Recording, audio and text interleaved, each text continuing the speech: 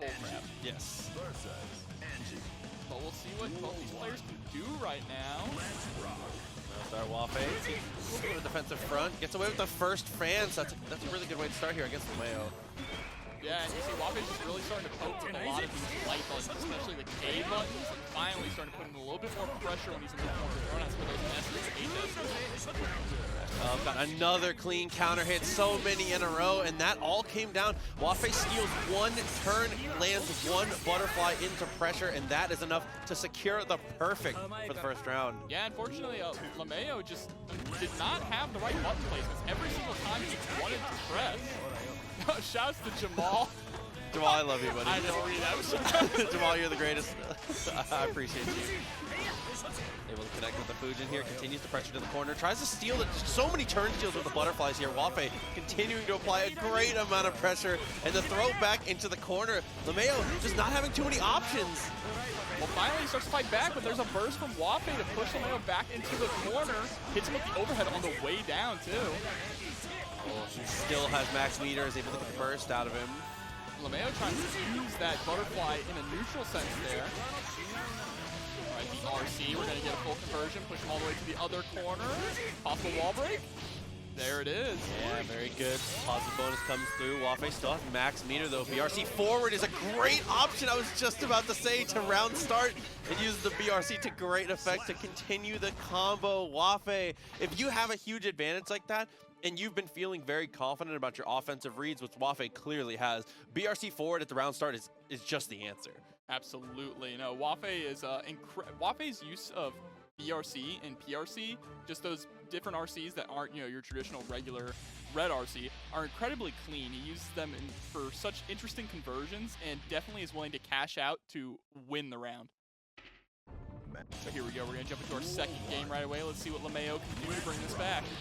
Ooh, 5K round start, like the little folks trying to interrupt. Delayed again, gets away with the delayed fan. Wafe will steal a couple turns here and off. Yeah, through the dash through. Gets the burst out and gets it with the 2D. Wafe can do no wrong right now. Yeah, the low profile underneath the butterfly too. Really impressive here.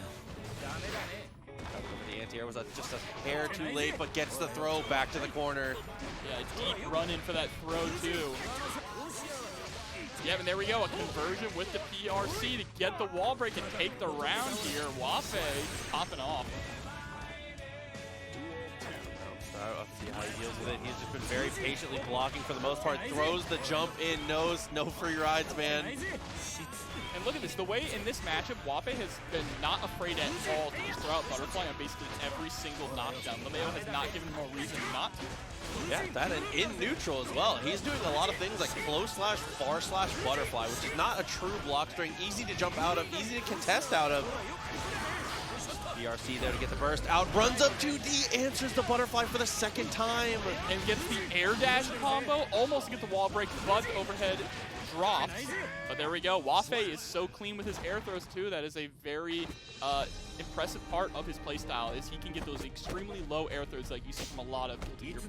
I mean, that's super important. It's really coming down to knowing the places that you can kind of disrespect your opponent's offense. Wafe has not let Lamayo steal a single turn. Meanwhile, Wafe has been out there with the gun and put it in the bag. Like, it's just every single turn he's been able to get butterflies in neutral. He's been able to get dash up low profiles. He has gotten away with the fan a couple times. Lamayo has thrown the fan once and has been thrown for it.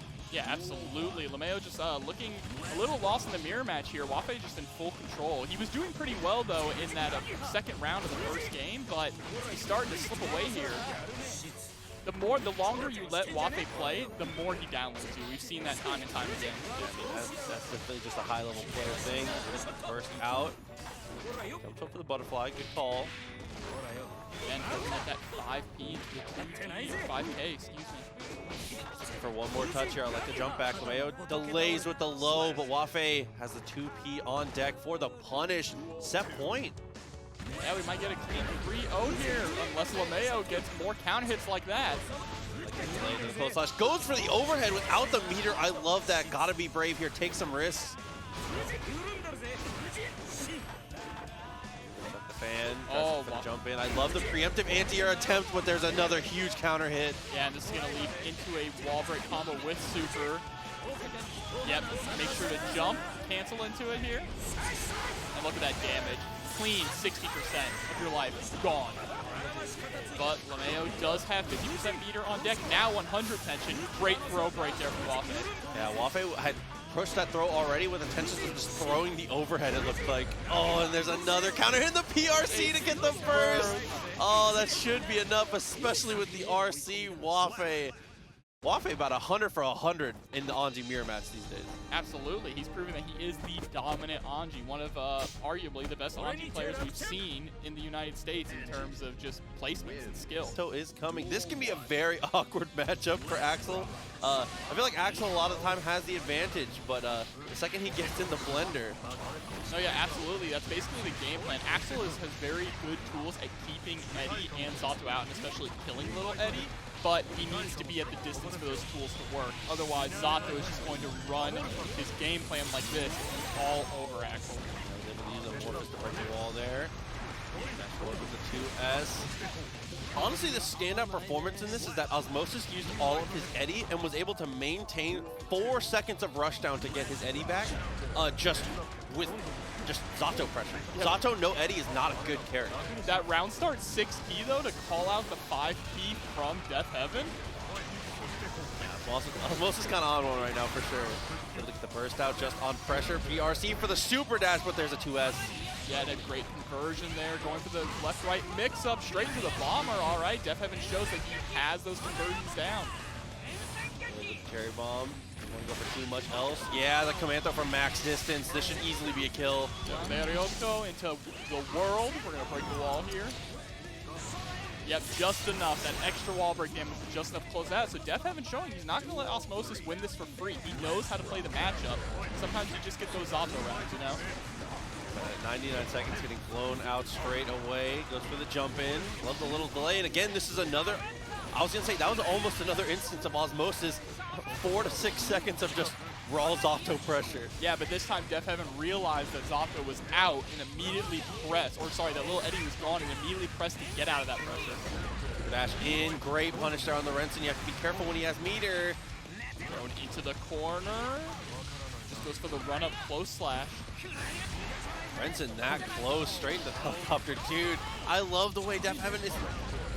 The structure of offense is really good, but we've got to make better defensive choices here. Osmosis is getting so much real estate for free. Yeah, that's pretty much where he's failing in this matchup. All right, gets the 5K to poke out and take the game here. Yeah, Death Heaven definitely playing incredibly strong. His offense is like you said, incredible. Great choices. It's just that every single time that Osmosis gets in on him, he is getting blown up. Luckily, he still paid off and managed to take the first game, but if he can just clean up that defense just a little bit, he can run home with this. Yeah, and there's a lot of different ways to play the defense for this matchup. I mean, like pressing the 5K there was a really, really great decision. Being able to go for different things, jump out, mash the throw sometimes. You have to mix up these aggressive options that you're willing to take as the Axel, because if you are not doing unpredictable things to put him on his back foot, you're just not going to have any ground to stand on for stopping him. Absolutely, and there's the 5K to knock Zato away while he's trying to fly forward here. That 6S.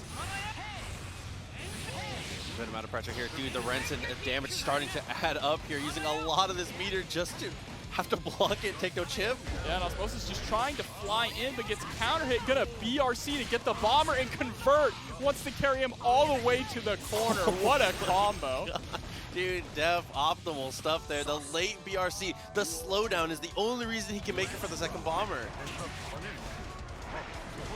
Right, and this is a familiar sight we've seen. Osmosis pushing Death all the way into the corner round start, but fighting his way out here. Rainwater pushing full screen. Sorry, excuse me. Snail. It's starting to seem more and more like it is less that Death Heaven is making bad defensive choices and more that he is just he's trying to be greedy about it, especially since he realized that Osmosis is pressuring in a lot of ways where he's leaving himself without Eddie.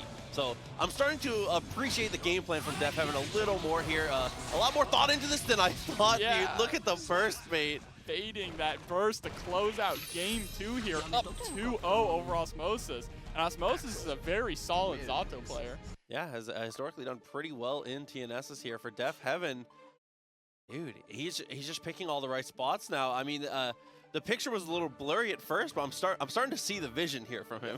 Absolutely, he is definitely starting to take advantage of the strengths of this matchup, like the things that Axel has in favor in this matchup over Zato. He is pinpointing them and executing them perfectly. See if we can do a little bit more of it here. Like you said, up 2-0. Yeah, and Osmosis needs to watch out with that Eddie gauge too, because every time Eddie's gone is when Def capitalizes to get out of any of the pressure. Cross up, double overhead. All right, early burst there too. I say early, but he's already down to 50% HP. Not enough players knowing how to deal with the pull in there from Renson. A lot of the time, if you're close enough, you can just jump. Oh, absolutely. It is it does not have an upper hitbox. Yeah. It is only on the ground. Yeah, most of the time you can just up forward over that. So a lot of people gotta get a little more used to how to break out of that pressure. That is not a true string. Yep, there's the wall break with Sword to refill the Eddie gauge here. We're gonna get some Okazemi too. Ooh, instead of the guaranteed Pierce, he goes for Frog to try and be greedy. Gets the throw though off the opposed. Dev is gonna hold on to the burst. Absolutely, that's a smart decision. You don't want to spend it like a hero there at the end and possibly go into round 2 with none. Little dude, the tiniest shimmy there. This time it tries to go for the cross-up blow. It does not work out. And that's something you don't see a lot of Axel do. After getting the 2S, he delayed his Gatling to go into 5H, which gives them a ground bounce so he can combo straight into Renson. Beautiful stuff from Def there. Max distance. Potential set point here if Def can keep it close. 2S. A lot of work in this. The Renson, he's just trying to surfboard over, but it's not working out too well. A lot of this life already gone for Osmosis. 2S'ing Frog to kill Eddie? Wow. Okay, Def is feeling himself really strongly right now in this matchup. Osmosis just has no way to get in. I'm sniffing a command grab out here soon. Def has not pulled it out in a very long time, and he has the 50 meter.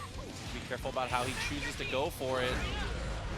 H, nothing else. There's the command though, but he's able to jump. All right, finally, Osmosis gets the RC to get something going. Gonna go ahead and use that. Oh, doesn't break the wall, though. Tries to go for a mix-up, but little Eddie is gone now thanks to the YRC. Medium Vitel jumps over the Eddie. Pierce comes through, is able to get the conversion, does not get the kill, though. And all he needs is one more hit. Tries to run forward. Surprised he didn't throw out a Pierce there, but gets him with the fast RC. And Osmosis finally putting a point on the board here. I like that from Osmosis. From that distance, I think he just dashed a little too far. I think that far/red RC actually is a true punish from there. He just held the dash macro for a split second too long, because that is a very punishable string that Def went for. Yeah, absolutely. But we'll see if Osmosis can make these changes to bring this back. I mean, this game is no stranger to reverse 3-0s. Mostly it's just been Osmosis is doing a better job managing Eddie. A lot of the times in those first 2 games, he was finding himself in pressure situations where he was doing a great job of pressuring without having his Eddie, just using Brawl Zato, but that is not the case all the time. When the other person starts to recognize that you are running yourself out of meter, they can just start pressing. Axel out CQC Zato when he doesn't have Eddie. There's just no fear there. Yeah, absolutely. And you're also seeing he's starting to be a little more varied with his mix-ups too. So he's scoring some of those big overhead hits or lows straight to the snakes. And there, another missed punish opportunity. Definitely could have just instant air dash and got something. Oh, goes for the empty low. I respect that. Tries to go breaking the wall to bait out the burst, but a little too slow on it. Over the Frog, connects with a second hit. Lots of damage down. Yeah, break the wall. Sword for the Okazemi. Are we going to see Pierce or Frog again? I think it's got to be Pierce here. Yeah, medium. Mistimes it though. He's able to jump out. That's right. Yep, closes out that round. The unblockable 5D. It just can't be stopped.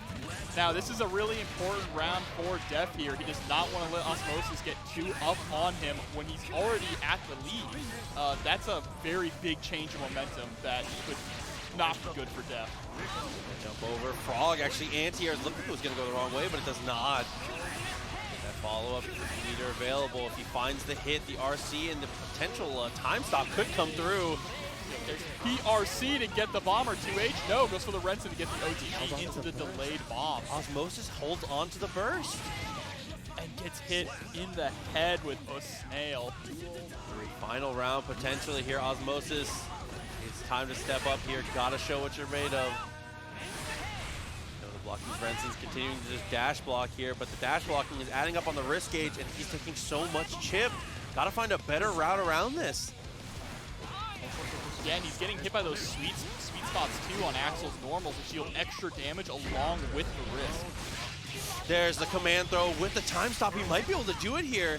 And yeah, this is going to be a wall break. Not quite enough to kill. One Vision does scale pretty heavily. But that positive bonus is going to be invaluable here. Now it comes down to Chipp here. It's all about Renson. It's all about your timings.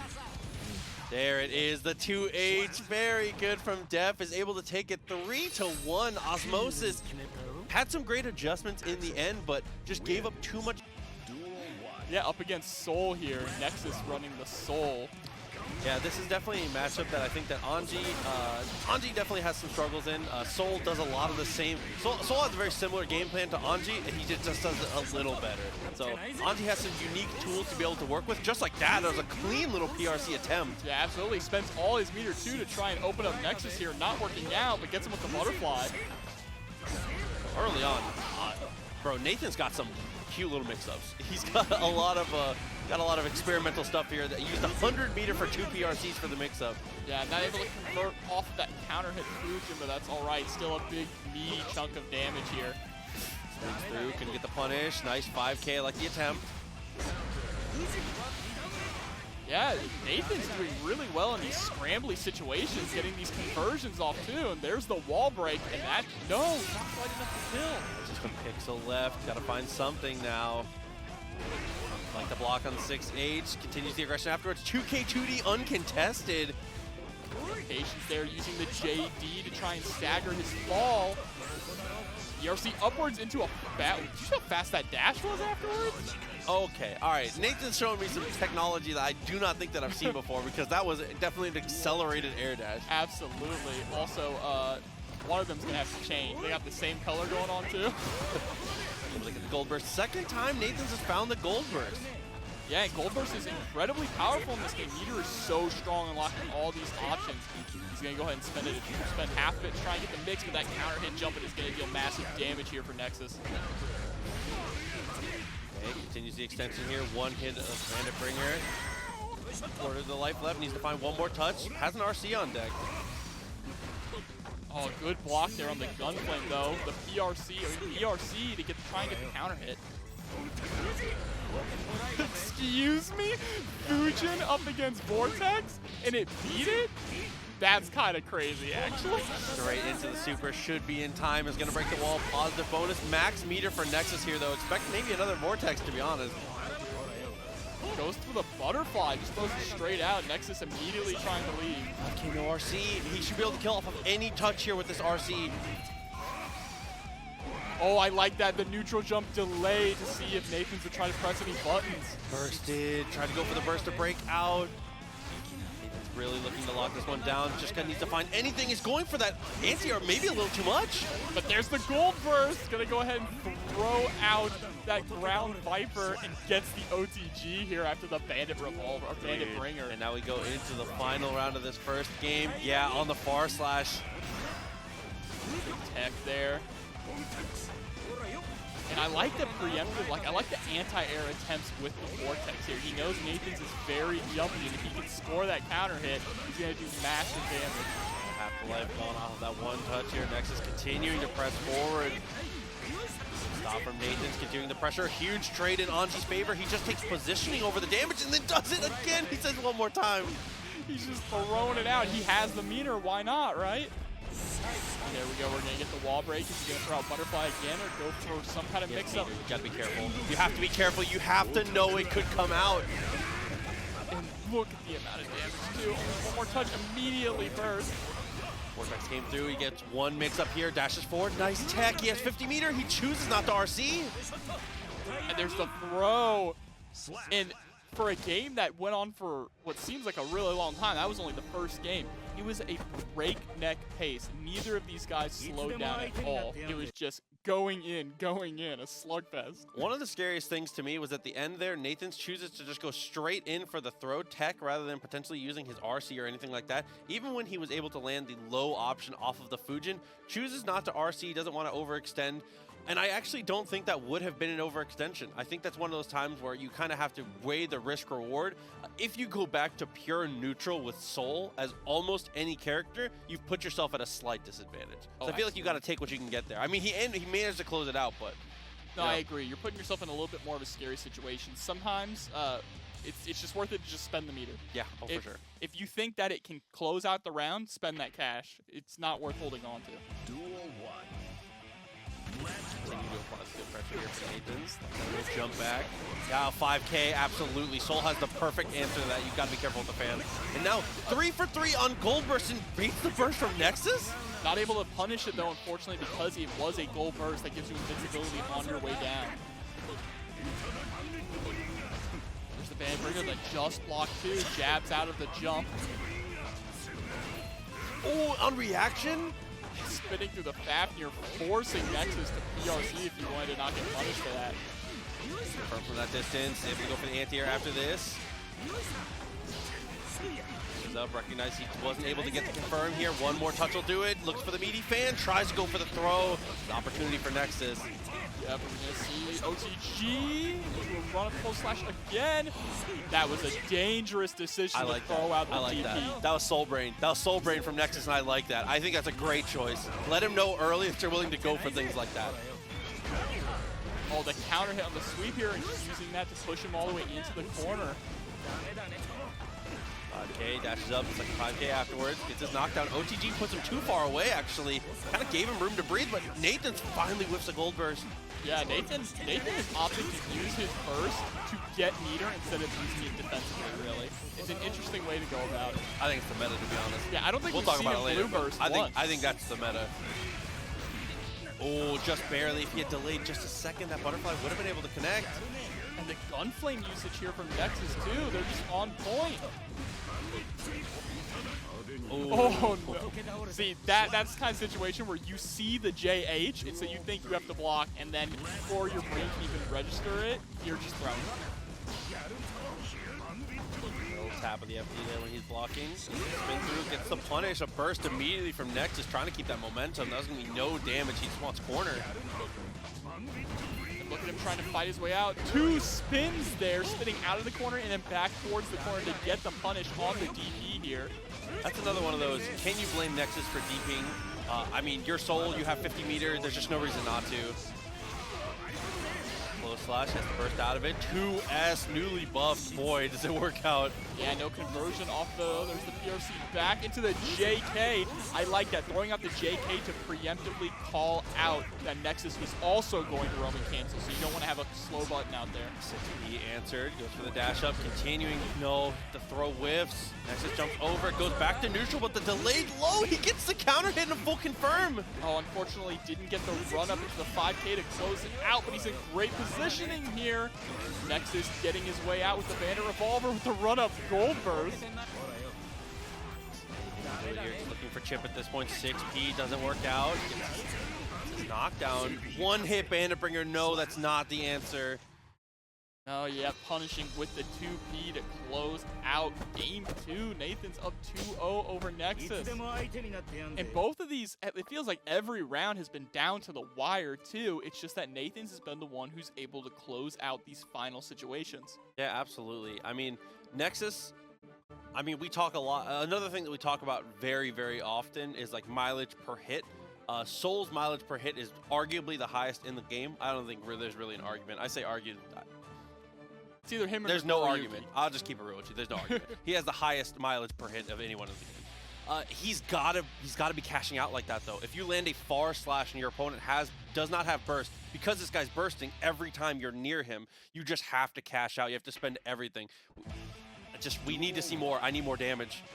A simple fix. Yeah, and absolutely, you're also seeing a lot of drop air conversions too from Nexus. These situations where if he was getting them and converting them, they would lead into wall breaks to give him that positive bonus. Okay, so now the burst is off the table. We're gonna see what he can find. 5K. Fujin follow-up. Gonna break the wall there with the super. Very nice. Yeah, it's going to get some good positioning here, pushing a little bit towards the other walls. He's just going to run up. He does. Runs up 2P. Trying to get the tick throw there, but Nexus is ready for it. Yeah, 2P again, just to be able to interrupt. Nexus trying to swing a little too much in disadvantaged situations now. Has put himself, and unfortunately, on the wrong end of a set point, but that's a great run-up throw to start this round. And there's the 6S to beat out the throw attempt and clean hit DP. Good God. That's what we've been waiting for. That's what I need from Nexus. Gets him with a little shimmy, cashes out immediately. Trying to jump out of the Fusion there. This time gets counter hit. Not able to conversion though. There's the wake up DP. Love that too. Was able to go for the DP. Answer straight away, but there's the parry. 50 meters well spent.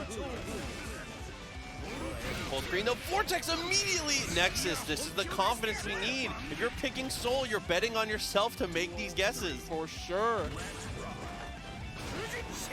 All right, trying to get the air dash in, establishing some pressure here. Again, another gold burst from Nathan's. We've seen that Nathan's wants to save that meter to go for the mix-ups here. So now, no, all you have to do is block here, but instead he goes for the DP. And that is something that is absolutely free to Soul. If you block Fusion, you can DP any of the followers.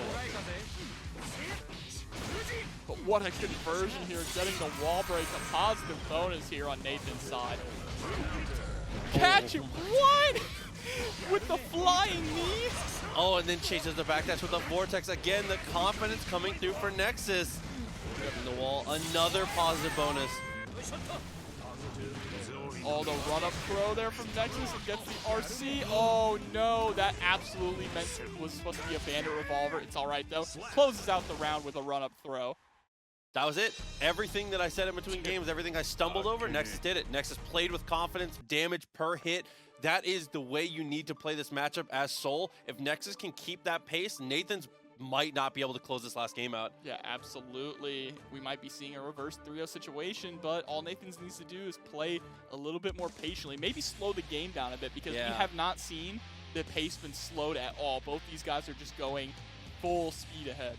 I agree. I think a lot of it too would be Nathan's with Fusion follow-ups. Maybe the fan a little more. If you're able to make him block a Fusion, go for the fan a little more often. We've been going for low PRC quite often, and we've been losing out on 50 meter for really relatively no mix-up here. Yeah, but you have to be careful though. Nexus is starting to throw out those DPs when you block the Fusions. Down to the wall. And Nathan's needs to cash out on these counter hit Fusions. That's some of Anji's biggest damage you can get, but he's just getting it and only getting positioning off of it. Throw, butterfly. Huge delay, but the BRC got the slowdown. And with the side switch too on the Bandit Bringer. Oh, trying to catch the backdash with the 6S there. Oh no, not the counter hit. Close slash into the overhead, and that's gonna, no, not quite enough to kill. Again, just a pixel of life left. Nathan's, yeah, absolutely delayed till you have 50 meter here. Goes for the far slash, works out perfectly. Nathan's set point again. And you know that Nexus is probably looking for like a 5P or a 5K there, which is normally what Nathan throws out. Just a fast button to try and catch in those round-winning situations. Ooh, recognizing he had spun through a very negative button there, so he had time to go for a bigger punish, but Nexus, again, huge damage, clean hit DP to follow up. That's the kind of conversions that he needs to not drop those combos, and he is definitely working out now. He's getting more calm. You can see it in his gameplay. Full screen Vortex, as you say. Hey man, that's as calm as Soul gets. Dash up, gold burst. BRC to answer, little delay. BRC tries to go into the DP. Oh, he jumps over the 2P. He jumped over the 2P, continues to pressure. One more touch. Gets him with the low there. And Nathan's closing it out 3-1 over. Vinny got some good, Nathan's, come on, bro. Let's see how Vinny can make a rock, though. Oh, MacMens rocking the Wafe color, too, here. Preston quarter already, goes for a little delay, I like that. One thing to keep an eye out for with VinnyG's gameplay is the way that he uses breaking the wall. Probably one of the most impressive Zapdos I've seen in the utilization of it. Baiting out YRC's bursts alike, it's really great. But right now they're just playing this footsies game. Yeah, he's been really patient so far. He's not using, he doesn't summon Eddie unless he knows he has a situation where he'll be positive. That is an incredible counter to break out of the super. I've never seen the counter super used like that. On reaction to the sword. Wow. Yeah, he had to have seen the super flash and immediately just started churning that out. I respect it. Oh, and he gets the follow-up to finish. Bro, MacMens? Okay, maybe the Anjis do know something we don't know. They are breeding, I guess. I don't know, dude. That was hella serious. Vinny, usually a top 3 threat in these tournaments, man. MacMens showing up very early on this one. All right, yeah, the backdash there from Vinny after MacMens gets the just block on the sweep. Does not want to hold any of that. Ooh, saw the FD flash, goes up for the throw. Nice block on the 5D, though.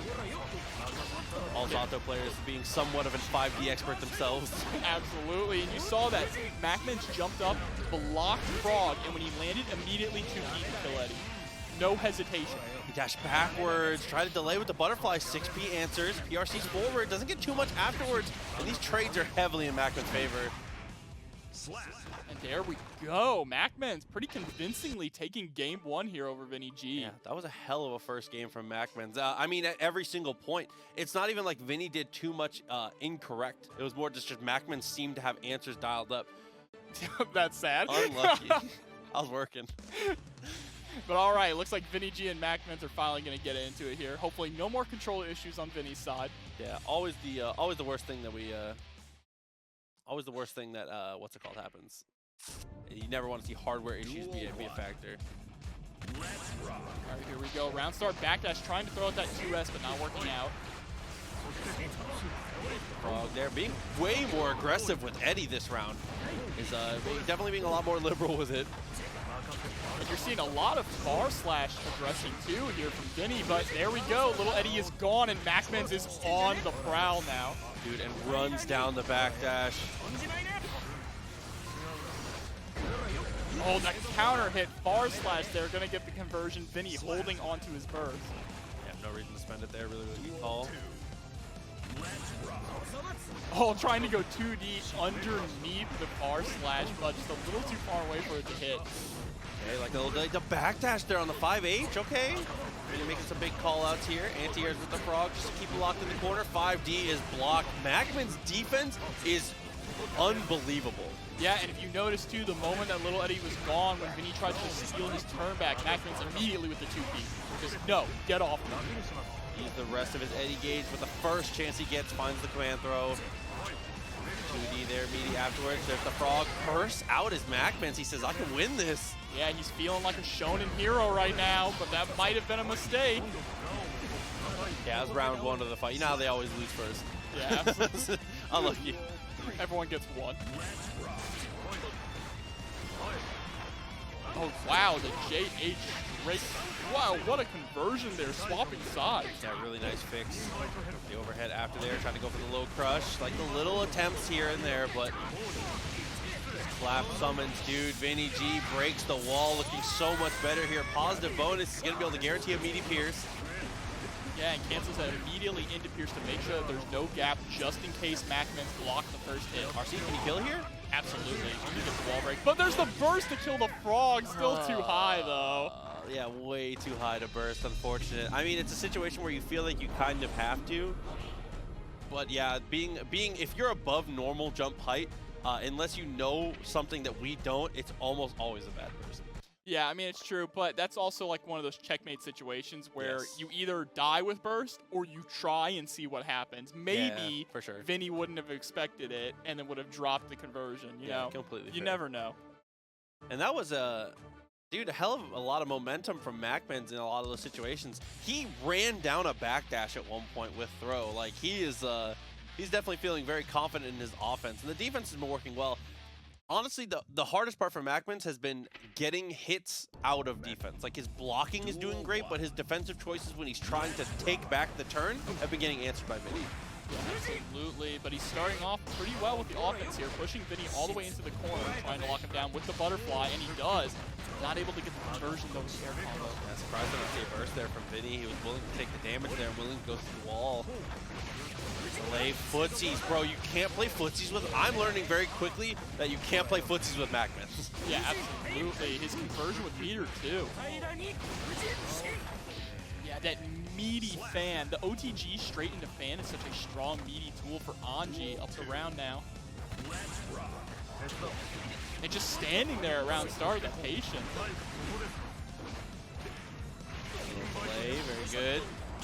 caught trying to backdash from the 2S. There's the double overhead bursting. Doesn't want to hold any of this pressure. Yeah, very, very good call there from MacMens. Again, defensive choices have been really good. It's more about being the aggressive ones. Able to get the burst out there. The side switch is unfortunate, but he still gets the throw. Yeah, it ends up working out in MacMens' favor, though, able to push VinnyG all the way to the corner here. 6P, unfortunately, goes to the wrong side again. A couple really odd side switches. There's the super! But he was able to block it! I've never seen that super block before. Me neither. VinnyG must have thrown out Pierce and was already holding down back. Okay. Kind of footsies, gets him with the far slash. Not enough kill. Not quite, but he does get the sword, though, so he's going to be able to establish more pressure. Jumps over the YRC, and Eddie stayed alive. And he tries to go for the command throw. The backdash comes out from MacMens, and that is such a bold guess from MacMens. Backdash when Zato has Eddie, and Eddie is behind you. Eddie's behind him. He is sandwiched between the two, and he backdashes into Eddie. He's so sure he's going to command throw. Yeah, no. MacMens feels comfortable in this matchup. What the hell was that? You can tell, even though Vinny is putting in work, he definitely feels comfortable and knows what to do in this matchup. I suspect he's probably fought Zato a lot. Yeah, absolutely. At this point with rollback, with how much time the game has been out, no more excuses for not knowing matchups unless the character's been out for a week. Or you can say, I don't play this game. Yeah, you can definitely hit him with the OS. You can definitely hit him with the OS. Yeah, absolutely. All of production looking good. All right, I like that. Vinny this time goes for the JD into the low after trying to go for the double overhead last time. Doesn't work out there. Jump back into the throw. I was expecting a burst, I think, like dashes up, and when they go head to head, MacMens comes away with the throw. All right, RC trying to get the cross up there. Here we go, some more pressure. Eddie is gone, and there's the YRC. This is where MacMens tries to turn around, but Vinny is still very proficient with Zato, even when Eddie is gone. Punish on the overhead. That is a round closing amount of damage you can put out there. Oh, it looked like Vinny was trying to go up for the throw there, but MacMens is pressing to get him off. Burst wants the momentum, knows he can win this round, tries to go for the 5D, it whiffed, he blinks, oh, the burst comes out. And one thing you had noticed there at the end is that was a Eddie-less combo. Vinny realized he ran out of Eddie meter right at the end and adjusted the combo to make sure it killed him. Cancel, invite hell, look for a pose and cancels it again, doing a great job managing his bar. Doesn't seem to matter too much to MacMens there, 6B gets the answer and he gets the throw punish. Yep, tries to wake up with a clap, but MacMens immediately jumping. Oh, Drunkard Shade on the butterfly there, giving MacMens a taste of his own medicine. Block, as he comes through, blocks the fully charged dust. The risk is getting kind of high though. Pierce, all right, jabs Eddie. Eddie's gone now. This is where MacMens is going to put in the pressure. Again with the Drunkard Shade though, but this time MacMens spinning through. He's connected. Trying to go for pressure afterwards. Overhead blocked again. And I like that jump there from Vinny. Vinny was absolutely predicting a throw attempt. Eddie-less wall break combo there into Amorphous. Not quite killed, but yeah, he's just going to do Pierce, Pierce, Pierce. The double Pierce is guaranteed. So the way you push to the wall there is after the wall break, if you supered, you end up closer to the other wall. You're not quite at the middle of the screen, right? If you do Pierce, Pierce, like first hit Pierce, you've already pushed them to the corner and it's guaranteed. So instead of trying to take a bigger mix-up and a bigger risk, Zato players will go for the one-hit Pierce twice and dash behind it, and they can guarantee all the way to the corner off that one interaction for the cost of like half your Eddie gauge, which is unbelievably worth it. Yeah, especially when you're building up the positive bonus, you're just going to be able to use the sword to get him out soon. Yes. But here we go into our final game 5 here. Light hell, Pierce there to pressure. Frog straight afterwards was waiting for the burst, it looked like. Incredibly meaty drills there. Just trying to lock down MacMens while waiting for Eddie to get back. And there he is, throwing out the frog now. See the threat. Good up with the drills. Oh, the burst again too high, and he goes for command throw to get his Eddie back. He values that over the damage. Yeah, definitely a really smart thing to do. He knows that it would not have been enough damage to kill, so instead get Eddie back, keep him locked down in the corner. I like the decision. God, the tri-jumps. Good lord. He's playing Doom. I thought Marvels were on Friday, dude. One more round potentially here for Vinny. This will be a hell of a comeback. just how aggressive Vinny has been with calling out his Eddie. MacMens hasn't been able to dominate footsies the way he normally has. Yeah, there's the first to push MacMens back to the board. Counter hit 2H. This is going to melt his health bar. Drops the combo though, or purposefully maybe drops the combo to keep the corner positioning. 6P goes back, good positioning. Tries to punish the Drunker, but the 2P straight away from Vinny. Oh my god, he beat him in the frog. He said, you and your boys. And he's going to get the wall break here. Not with the super, though. Has to double jump and get the other JD. MacMens, one big footsies win is all he needs to bring this back. And there it is. Has the meter. Final round here. Incredible stuff from both players. It's a heartbreaker that either of these guys has to go to losers. This early, too. Oh my god! Vinny respecting the spin so much. Frog gets the command throw. This is really bad. Yeah, it looks like we're going to see Drill probably. No, it just goes for the Pierce here. Double overhead into low. Look at the defense here from MacMens. Block, just the fuzzy blocking is on point. He just blocks everything, dude. It's just not even worth trying to open him up. We got to go back to the command throw at this point. But the gold burst here from Vinny when he can. He gets him with the overhead. He bursts immediately. Oh no, a disaster here. Vinny's going to be alive for one more situation though. VRC backwards. Forwards. Oh my god. No fear. Might have the sword. Goes for the super dash. The 6P came out. It doesn't hit. He has full Eddie gauge though. There's the 6P. But MacMens using flight to get right over the far slash. 150 meter here for MacMens. Still expecting RC soon. YRC breaking the lull, but not able to get a conversion off of it. Dude, he breaking the laws, the YRC, and it. Oh my god, it was so close to working out, but MacMens is a little too clutch. Bro, what a set. And I see the first bot, this is a nightmare for Axel, but in neutral, it's 7-3, not real good. This is a hard one. Unless Nupperz gets hits like that, and blocks bursts like that. But I'm curious when he was trying to go for it there again. Maybe just instinctively he wanted to block a burst that wasn't there. But look at this pressure though. Okay. Oh my god, yeah, that's the first round. Yeah, this is a very hard matchup for Goldlewis. That first round did not do it justice. No, this is in neutral. It's incredibly difficult for Goldlewis to find anything. He's 2P'ing 5Ps. He's practiced this matchup.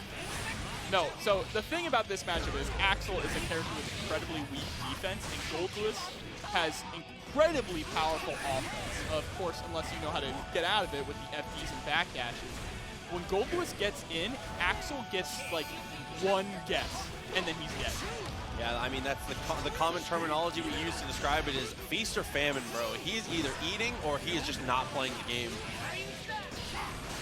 Command throw lands, very smart from Yurikov, 50 meter to cancel, and I like that he cancels it that early, because you know the big bodies, you gotta be careful. Absolutely, they definitely fall down a lot faster. All right, yeah, now Yurikov is throwing out this clothesline from hell a lot, so Nupperz is gonna have to be careful, definitely. That's dangerous though, because it definitely allows Nupperz to get in if he whiffs it. And as he runs forward into the 5Ps, he just blocks both of them to reduce the pushback. He's on one right now. Using that 2S to try and get it at max range. The JK, look at this pressure. Oh my god, you cannot do anything after that upwards Behemoth Typhoon. And Nupperz taking game one over Yurikov here with the Goldlewis. Big boys represent. Bro, we might need to switch here. I just think that Yurikov might not be as well practiced in the matchup as Nupperz is. Nupperz knew all the holes, was putting himself in all the right places. His instant air dashes were really good, always had the right spots. But no, he's going to go back in with the Axel, has confidence in it. This is a better matchup than Milia, for absolutely. sure. As both an Axel and Goldlewis player, specifically on the Goldlewis side, I can understand why Yurikov would not pick Milia, because I honestly think Goldlewis is really good against Goldlewis Milia. is the anti-meta for sure. He beats some random character. I think he destroys Milia. I think he beats Nino too. He has a couple matchups that he's just so well in, dude. No, yeah. I definitely believe that Milia is one of them, so it makes sense for Yurikov not to want to play that matchup. He's going to go for the burst, tries to go for the command throw, just shoots him. Yep. Oh punishing the whiff command grab there with the gun. That is the smart thing to do, trying to get the overhead. That JK, man, shades of Cliff here. Oh my god, dude, it's a massacre. This is godlike. It's just on him, I bro. love you, Yurikov, but this is godlike. He's Sorry. never getting to move. He's never getting to breathe. That's a great way to start, though, for the Rensen. We need more 6K, and we need you to not run up like that. Yeah, You're no. giving him what he wants. You do not want to be within Behemoth Typhoon range at Axel. I think we're more 6K 2H than we are anything else in this matchup. Oh, there it is, the full screen run-up special. 5D RC's forward, TK Bomber. Yeah, gonna break the wall with that. Not quite enough to kill, though. Goldlewis is a big boy with big health. And I really like these air Behemoth Typhoons that double there's. Yeah, there he goes. Flying across the screen. Goldlewis, when he does air Behemoth Typhoons after an air dash, it propels him so much. He can fly now. That's how he gets in against a lot of these zoners. Straight away, gets the burst out. Yurikov trying to find this. Good way to start. Careful with that Rensen. Off at 2P also. Yeah, 2P, 2S, JD are where you're going to see a lot in neutral from Nupperz here for while he's trying to get in. All right, gets him with a big Behemoth Typhoon there. The hard knockdown blocks the YRC and immediately bursts. Pull in, no, he did the job for him, he's in. Yeah, Said, knock, knock, where's your life bar? Oh my god. 2 overheads. My man was just, that RC forward straight into the overhead blocked, immediately already had the other overhead buffered in. Incredible, wow. Nupperz 2-0 over Yurikov right now. So that's the thing about Goldlewis, that input that he was doing there is 862. So that is up to down, half circle. He had to use the RC to buffer that and then immediately decide, I'm going to do 2 overheads because doing that standing is nearly impossible. Only Gobu has the technology to do that raw. Exactly. Only Gobu can do that raw. He is the only person I've ever seen do it raw. I mean, that was what like Kid Viper and Sajam were talking about. They were like, yo, watch his hands when he does it so we can see. We need to know. He was like, please watch his hands when he does it. No, I don't know how they do it. But also, you'll see a lot from Goldlewis too.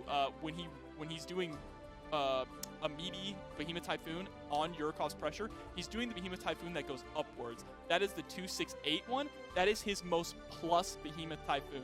If you block that, you don't press anything afterwards. Yes. Because you are going to get counter hit. To my knowledge, I do not know of any individual Happy Chaos players in the bracket. I would be very surprised if we didn't have any because I think the character's pretty strong. He's definitely in the upper end of the middle tier, maybe higher, who knows. Yeah, I think it's too early to give very definitive placements, but Happy Chaos is definitely a staple piece of the meta at this point. Gobu's not human? Yeah, no, just in no way, shape, or form. That was Gobu's second ever offline event. Yep. In his entire life, which is kind of crazy to think about. Yeah, absolutely unbelievable for sure. We'll see though. Yurikov down 2 games. He's gonna stick it out with the Axel, so now he's locked in. It's got to be Axel the rest of the way. He believes in the Jordans. He's gonna open up with a bar slash this time too. All right, yeah, you're seeing those JPs. This time, there it is, 5P. I want to see more 5Ps from Yurikov. He backdashed it. He's able to block here. He's clearly blocking. Nope, yeah, he's going to get hit there anyway. That's the thing about the drone in the corner. It will not allow you to do anything. The jump in, nice trade there. Yurikov wins out a healthy life lead on that one. All right, Yurikov finally starting to make some good adjustments here. He is running at Goldlewis so much. Yep. Oh, does not spend it for the one vision, though. Just wants to keep him away here. I think that's correct. What a conversion, by the way. I think that's correct, though. I would rather see him have the RCs to correct mistakes in neutral and keep him out. I think that's a good call. It still is a long uphill battle, though. VRC forward just to run forward. Oh, my God. Gets the conversion here. Nupperz throwing out Burn It Down, the orbital laser. Goes for the fast overhead there. Doesn't work out, though. But look at that wrist gauge. Built up so much. No. Oh my God. Oh no. One more touch. Oh, the back scratcher. He gets him with the JH back scratcher. Oh, dude, potentially the final round here. All right, reels him in. That's kind of a questionable choice to reel in Goldlewis. I was speechless. Up the hit, has burst available still. There we go. Full screen. Yep, patience from Yurikov throughout those 5 Ds, those 2 Hs, and when you think he's going to jump, get those 6 Ks and 2 Ss, just play that zoning if you have to lame Goldlewis out. JP, dude, no way.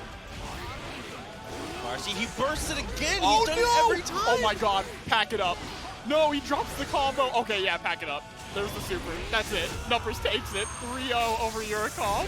Oh my god, and he turns the hell out of it too. Bro, he grinded that. Oh my god, Nupperz, dude, 3-0. That was a hell of a game. That was a hell of a game. Someone posted it in the chat. All right, let's go. Let's see it. Well, this is going to come down to what kind of pace Marvelo wants to dictate here, because Soul generally, I think, can be reactive against Chipp. He has the damage to be able to get it done. Yeah, but AsuraSwagDaddy already throwing out DP early. Marvelo ready for it, getting the punish here. Drop combo. Yeah, 2H into the Alpha Blade. Something a little bit of a weird distance. That is a hell of a counter hit. That's what we're talking about with these whiff punishes. That is the type of Chipp that Marvelo really loves to play, a heavy whiff punish style. Again, see? He is all about those backdashes into big buttons. Yeah, he knows when to press the advantage, but for the most part, yeah, the hallmark of his play is things like that counter hit 2D. He gets counter hit 2D more than any Chipp player. Oh my god, your life bar. Off a command grab. Yeah, Chipp, his skin is made of paper and his bones are made of glass. Max distance, and he whiffs the Rekka to get the distance. Dude, Marvelo continuing to press here, but there's a huge counter hit. He doesn't burst. Marvelo holds on to it. And there's the DP just a little too early on that wild throw, but AsuraSwagDaddy able to take a round. That RH.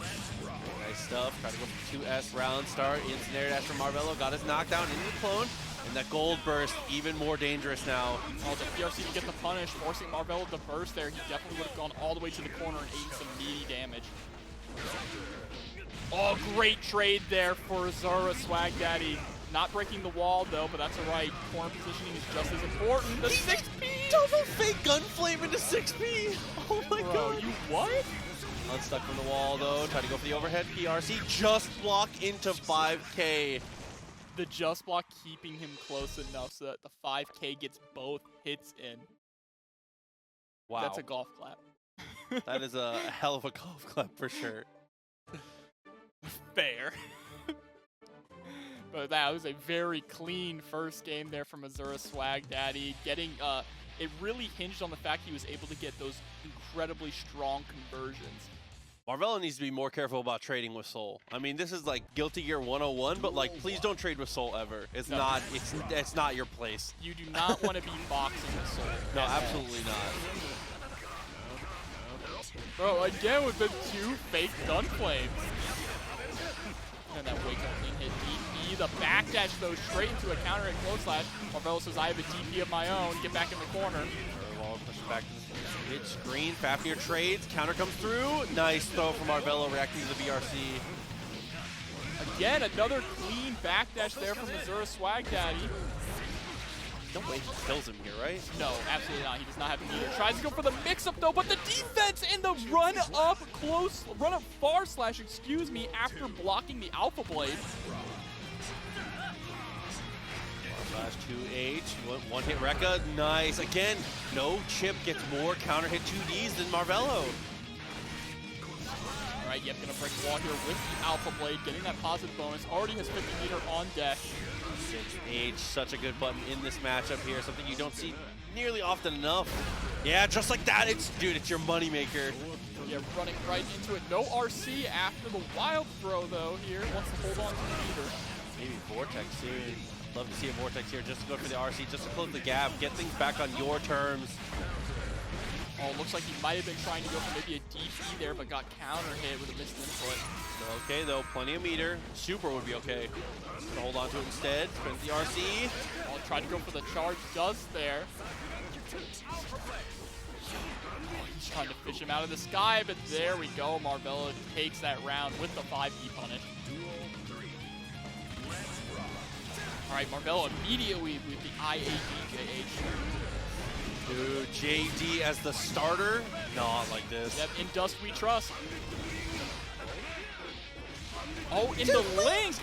What a clean little link there from the far slash to the 2K. AsuraSwagDaddy, he lives up to the name, able to come through with that one. That's 2 in a row here. Marvelo, kind of unnoticed. I see people in the chat talking about Marvelo hates Soul, but like, dude, who doesn't? This is a tough one. This is a tough one. I mean, the matchup inherently is just difficult because you just get to make less mistakes than Soul.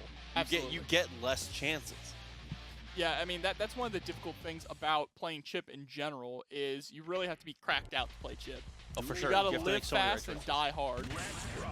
Yeah, we talk about all the oh no, he's starting to get a huge read on this. Goes for the 6-ace also for the OTG. And another throw. A2D, look for the 2S. A 6P, he has all the answers right now. There's the block on the DP. Yeah, gonna close out this round. Oh no, goes to the empty gunflame, and there's the low there. All right, AsuraSwagDaddy sitting on set point, threatening to 3-0 Marvelo. 2D didn't work out. Looking for the Rekka here. Oh, there's the 5K. What a conversion, forcing Marvelo to burst. Did not want to be sent to the wall. Okay. 2D in. Okay, I love the way he OTG'd that and the way he continues to convert. Yep, there's the wall break. One touch away. 1-6S will do it.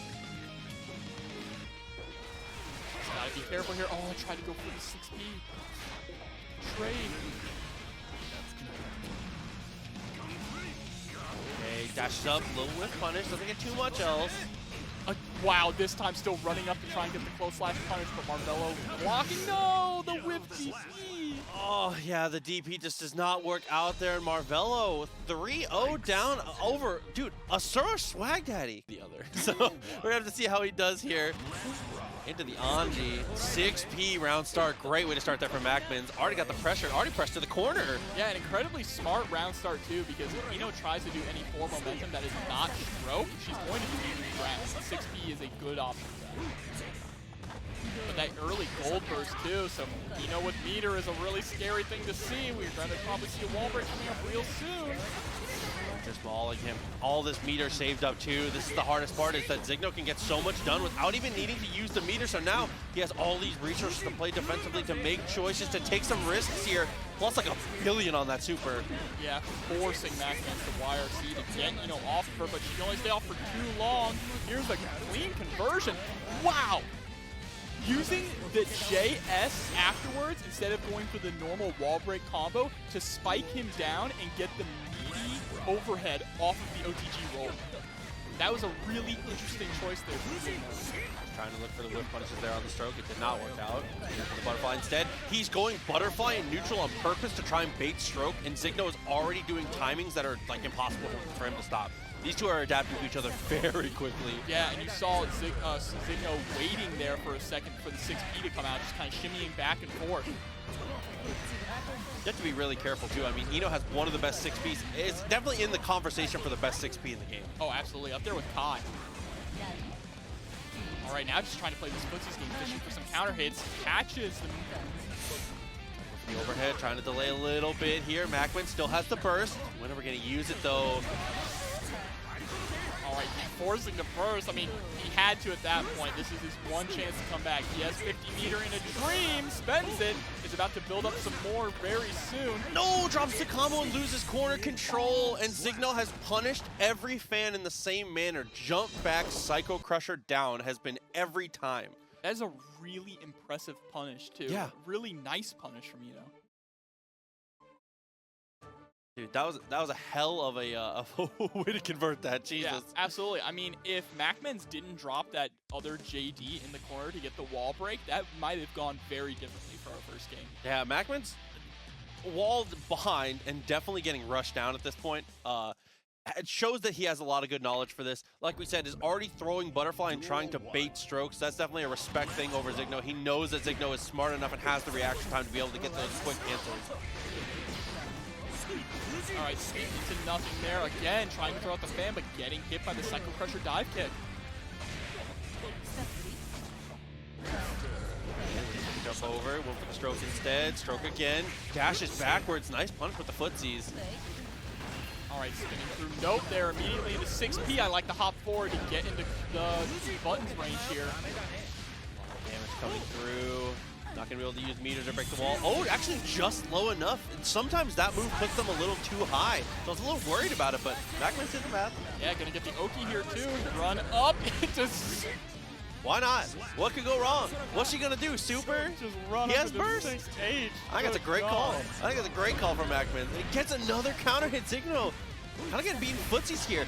Zignoe is dominating when he has momentum, but finding the momentum is getting really difficult here. MacMens is adjusting the defense so well. A good, clean counter hit JS, though. More the same here from Zignoe. Like we said, when Zignoe has priority, it's just been completely his favor. Yep, there's super not quite enough to kill, but now you have to guess this high-low mix-up. Goes low. Like that. It's absolutely scary. You see Eno in the air, and you're like, good God. Stroke right away at round start. Got the punish. Already pressed to the corner here. Zignoe cashing out so quickly. MacMens got to reestablish here. Yep, goes low again in the corner there, and it pays off really well for massive damage and a wall break. Ooh, and that stroke whiffing actually was kind of sick for Zignoe there. Was able to get a better mix-up because of it. HLC into PRC forward. All right, the full run throw. Gonna have to throw out the butterfly, get the OTG with it. Reversal, jump back Psycho Crusher. And he threw out the reversal super too. The whiff punish on the far slash, jumping over the far slash and immediately dive kicking. Dude, a couple pretty unbelievable ends to these rounds. Zignoe is making magic with this Psycho Crusher. Some of the best usage I've seen from jump back and the downward diagonal. Yeah, Bird OTG is definitely kind of like a give and take thing for Anji, you know? Sometimes you want to keep the Oki, and it OTGing is a little unfortunate. That was to play around that. That was definitely a place where it was super unlucky that the Bird stood him up. Yeah. That was really, really tough. Because if the Bird doesn't stand him up, he gets to hold dash macro for like 2 seconds, get all the way to the corner, and gets a guaranteed close slash, which is a much better payout than Bird, and he's 2 character lengths away. You don't want to play neutral with him. All right, Zignoe with the 2-0 lead now, forcing MacMens to really have to dig deep to bring this back. Okay, what's the stroke? Nice 2-peak. Good on the challenge. Yeah, and just in response to Butterfly immediately with the dive. And it's just whiff punishing with this Tau again and again. All right, 6P trying to hop forward into buttons range, but Zignoe knows that every time he lands 6P, he wants to hop forward, so he's preemptively throwing out that 2K. Oh, the long flight there to go for the delayed overhead. Tries to go for the throw, but he's already off the ground. Eno's so mobile. It's your chance, though. Goes for the wake up super. And we are on set point now. He just hadn't gone for it yet. I respect that a lot. Zignoe, you've got to use it at some point.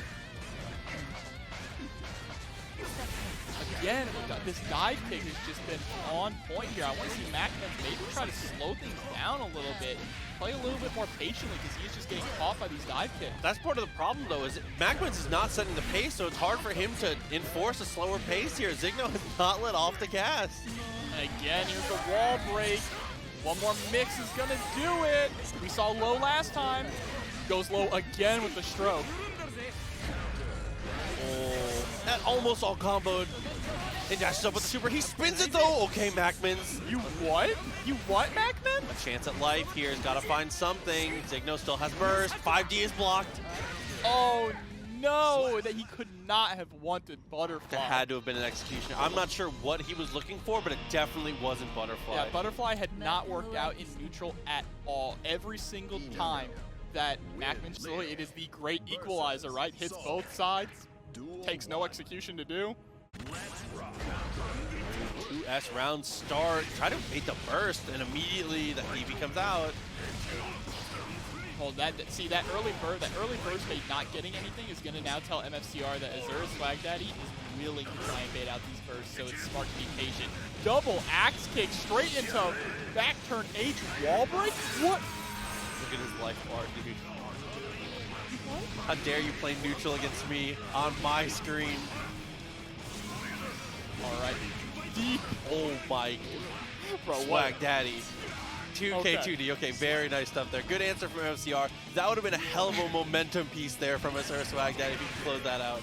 Absolutely. Oh, gets the clean jump in. JH gets the conversion all the way. Tried to go for a run-up close slash, but got thrown. Far slash after that. Here's the counter hit. This time, throw, reset. Very smart stuff. Oh, trying to get the pickup with the 5K afterwards. Not quite high enough, though. You can confirm that. You know that he's already RC'd at that point. You know that he's bursted, rather, because your RC didn't connect.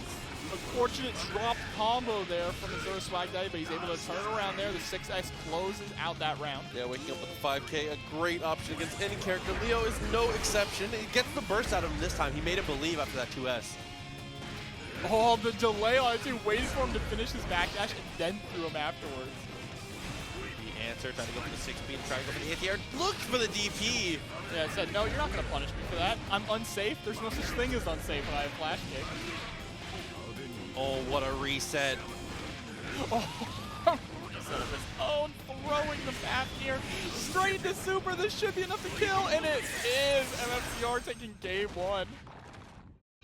Dude, so many rounds just go a hell of a lot faster than you would think, because Leo finds a 1-hit into OTG into super, and damn, that is just some of the highest. Like, the damage per hit, that is like one of the biggest cash out combos you could do. The fact that his super does full damage off of an OTG is actually kind of mental.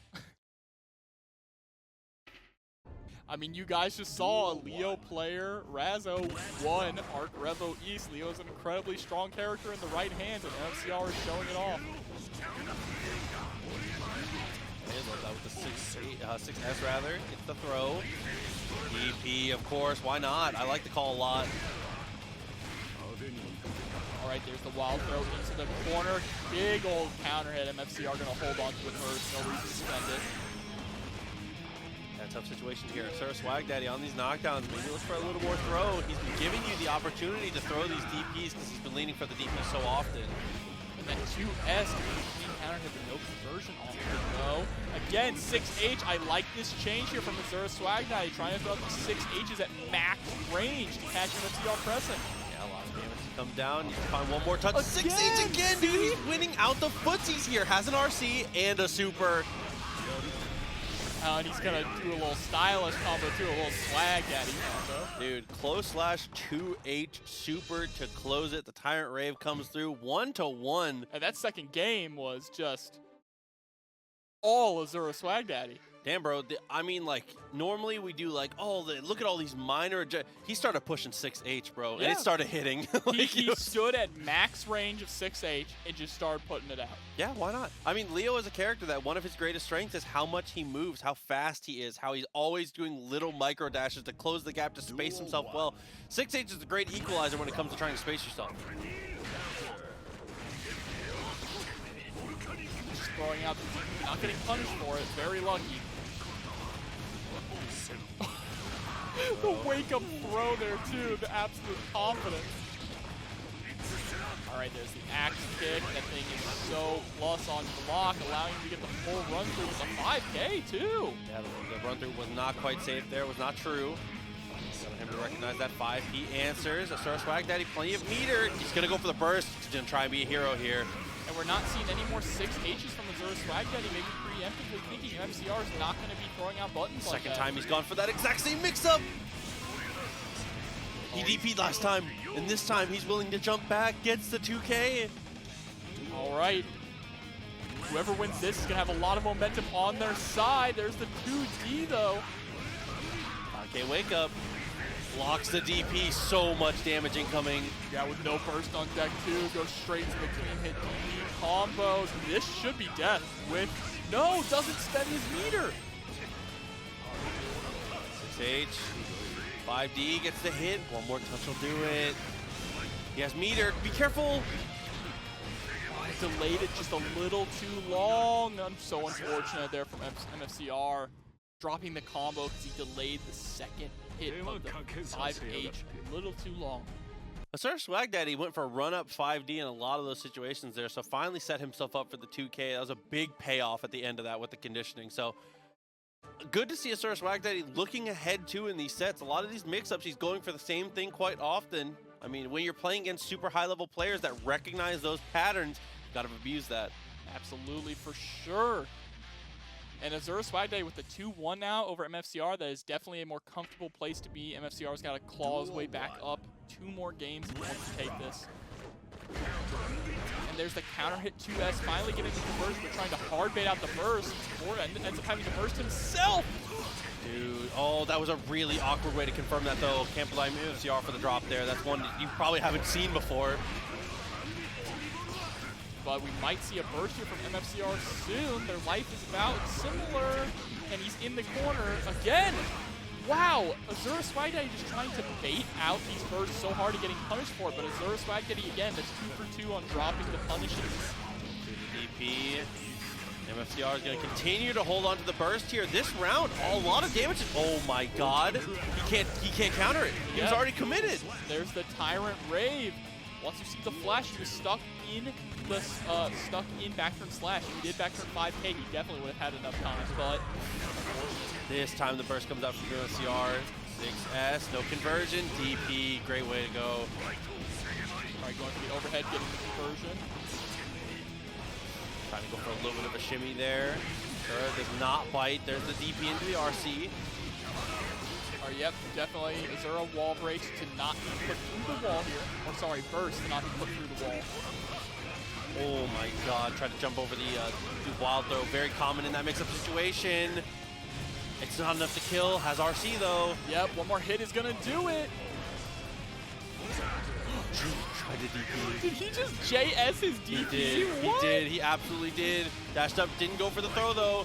Oh my god! The delay was too sick. AsuraSwagDaddy, he wakes up and just looks at him. Oh my god, dude. MFCR had the right idea. Kind of blowing me away. But like we said, this is definitely a good matchup for Goldlewis. This is even at absolute worst. Yeah, this is he can definitely shut down Eno's air approaches, and Goldlewis does not have terrible defense actually either. His 2P is very good covering a lot of what Eno wants to do. It hits kind of in that mid-range area, so if he tries to re-jump on him, and you saw he can also use it to whiff to get underneath Chemical Love, which was insane. Also, Eno's one of the only characters that actually does have worse defense than Goldlewis. Goldlewis does notably have some of the he's on the lower half of the defensive chart for sure. Eno's even lower than him. And Goldlewis, as we've said, feast or famine. When he gets there, boy, does he get there. Absolutely, and this is what you're going to see a lot. Eno's going to be trying to, of course, approach with her Micro Dash JS, but you're just going to see Behemoth Typhoon blow it up. Nice little shot, a little bit of chip there, very nice. Oh my god, that's like the worst starter you can get hit with. Bro, pack it up, she's dead. She's dead. Mid-screen. Put her in the coffin. Dude, mid-screen, he said, you're the alien now. Eno's a cryptid. Oh my god, dude, game 1 to Nupperz there. That's tough, that's really tough. And that is just the Goldlewis special, man. He gets on top of you. If you are a character that suffers on defense, you're going to suffer a little more. Yeah, absolutely. I mean, that was just 50 meter just to get him in range. 268 gaming for sure. Absolutely. He's been doing really good buffer at 862 also. He's got a very good understanding of where to squeak those in. Yeah, you're seeing him throwing it out a lot after just a 5P. He just throws out his 5Ps and moves so quick, light and fast. Try to go for the big delay there. Yeah, but it's 6P. No! Oh my god. Nightmare! He's lucky the wall broke. Yeah. He's very lucky the wall broke. You are lucky. Absolutely. Good lord. You do not want to be counter hit in situations like that. Block. Nice just block.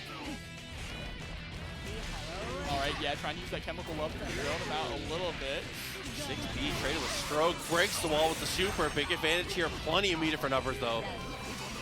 Oh my god, uses the PRC tech. He went the invincible PRC tech. He has that down too. Yes. With the super. Oh my god. Bro, Nupperz out here playing. He is gaming. Definitely got the tech. That block. HCL, very smart. Zignoe starting to really apply the countermeasures very quickly. Yep, finally, this is exactly where he wants him. Into the corner where he can mix him into Oblivion here. Gets the overhead this time. Love this unstick. It blocks the burst as well. gonna wait again. Hover dashes once to kill some frames, gets it again. This is exactly what Eno wants. Eno does not want Goldlewis to go back to a neutral situation at all. Because Eno trying to play footsies in neutral with Goldlewis is a nightmare. So just locking down Nupperz in the corner, exactly just looping over and over and over until you can get the kill. That was so clean there from Zignoe. Yeah, that's absolutely the optimal. In any matchup, that's the best possible situation Eno can achieve. Is sticking you to the wall and having 50 meter to spend later. There's no bet. That's Eno wet dream. They can't get better than that. Absolutely. If you can set the situation up again, Nupperz can come through. Crouching the HCL. Really open up. He bursts straight away. All right, but Nupperz already has Zignoe pushed all the way to the corner here now. Now when you see when he does that 6-8-4 Behemoth Typhoon, that is the end of his turn, the one that goes forward to back. Looks like he was trying to go for the super PRC there again, but got thrown out of it. Delayed Behemoth Typhoon with the second overhead has been absolutely killing here. Anti-air gun.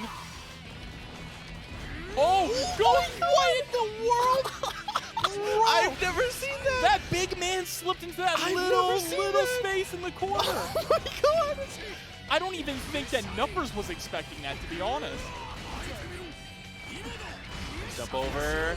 Got him. Oh, a lot of damage here. It's getting worse. Yep, goes for the throw this time. Afterwards, goes for the... That is the first time that Nupperz has gone for the 8-4-2 low option, and it pays off perfectly, putting Nupperz up 2-1 over Zignoe here. 8-4-2 is one of the worst things to block too, because it hits so late. He gets just an absolute... We here at TNS like to say party time often when things like that. Yeah. That is definitely the party starter. If you block that late on a meaty, he gets to do anything he wants afterwards. The two Behemoth Typhoons that you cannot press after you block are 8-4-2 and 2-6-8. Those are the two. You just can't. It's just never your turn afterwards. Okay, look for the overhead. The escape, blocks the stroke, tried to swing the burst. Actually, luckily puts him out of the corner. It sucks that the burst didn't hit, but positionally, that's okay. It did the job. All right, good snipe, though, with the Chemical Love. Had to burst after that counter hit JD. It would have been absolute... Oh, no. Dude, the drone eats the note and continues to be a menace. Oh, no, doesn't spend the meter, though. But one more hit's going to do it. Wrap it up. It's over.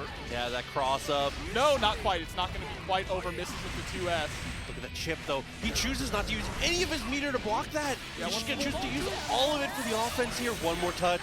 Yeah. Oh, we might see Megalovania. But no, it's all right. Goes for the overhead option and takes the round. That's something you always have to keep in mind. Eno does have a command grab super. The overhead. Nice. Continuing to apply. What a backdash. Backdash into throw is the optimal punish there for Goldlewis whenever he backdashes something in the corner. Oh, point blank gun. Gonna be able to close the gap off of that. 2P. I love the gold burst from Zignoe.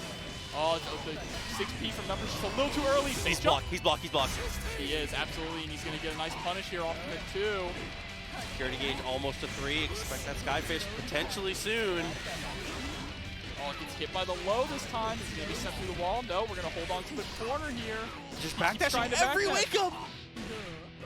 Oh, 2 committed to the backdash there. I mean, the reward, if the backdash works, is the round. But absolutely. But man, just maybe leaning on it a little too much there. Good call out from Zignoe to know he was going to continue to go for that. He was trying to go for the most skewed risk reward option. My man was literally said, "I'm going to keep doing this, and if you get hit, it's your fault." Yeah, exactly. If I back throw you, the rest is between you and God. I got nothing else to do with it. Between you, God, and this coffin. Dude, so 2-2. Zignoe has crawled back into this like slowly but surely, and a lot of it has just been small adjustments. HCL has been one of the big ones though. All right, early burst there from Nupperz. Does not want to allow Zignoe to get the early momentum lead here. And again, same thing for Zignoe, not wanting Nupperz to get the early momentum lead. Nupperz is holding up forward. It's just going in so heavily here. All right, finally starting to block pretty well. Oh, the PRC backwards into gun to drain out any meter that Zignoe may have left. On the note, nice one to the low. Dude, the pressure continues to apply here. He's, yeah, he had to spend the super there. He was in the air technically, so that would not have been the wall stick that we saw him looping earlier. Yeah, but he gets the low option here. He's going to convert. One more hit's going to do it. Gets the low, and Zignoe is sitting on set point here. Nupperz got to find one. It actually just takes one Behemoth Typhoon. Zignoe, if he can just continue to avoid that, continue to use that HCL, that's a huge counter hit. All the way to the corner. Speaking of huge counter hits, oh, drops the conversion though, so unfortunate, and gets hit with the Behemoth Typhoon. You gotta block that. There's the throw. Goes for the low option. 5 hit. That wrap it up. That's that round. He was almost too high. That was terrifying. Holy moly. Final round here between these two. Zignoe, all you've got to do is stay away. Just don't let him put the hands on you, brother. Just looking at fishing for these dashes forward with the Behemoth Typhoon. A burst this time instead of pushing. I like that. No reason to try and stop and contest that the 8 stroke. All right, here we go. Gets the knockdown. There's the block. This time tries to go for the throw, but Zignoe finally jumping out of it. Oh, no. Oh, no. Is he blocking? He's not blocking. Oh, my God. Your health bar. Straight to the drone here. Zignoe still has burst. You still have burst. Be careful about how you use it, though. And these JDs, there's the Behemoth Typhoon. Full burst. Okay, yeah, good call. Oh, my God. Batter swing with the golf swing, too. Dude, holy moly. Way to close it out there from Nupperz. 3-2 in last second matchup, man. Bro, my heart rate is elevated. Leo, this is a matchup where I think in neutral, where they're both standing, I think Potemkin does fairly well.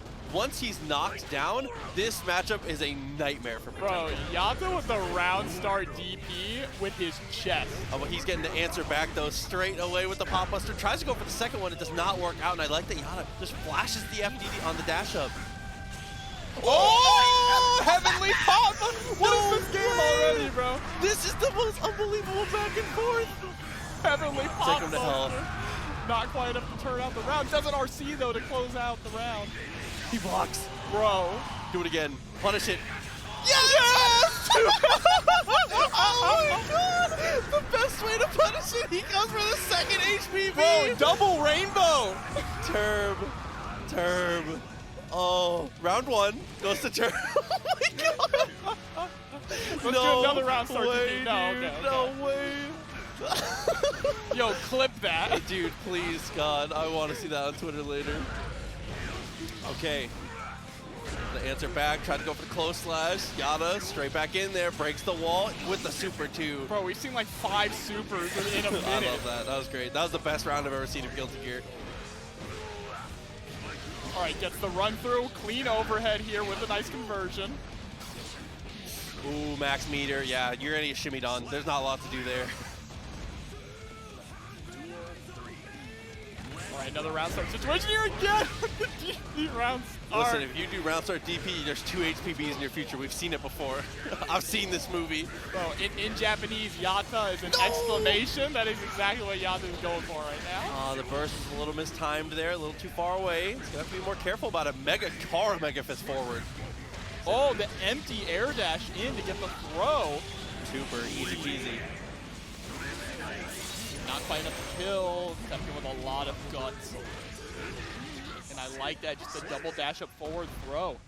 Yep, skates up for the throw, 1-0 there. Terb had a lot, we'll say had a lot of momentum going into the next round there, but unfortunately Yata was able to bring it together. Yata looking good so far on that one. That was something else. That was one hell of a round. His tag in game 2, the text that comes up under his name is perfect. His got him GG's. No way.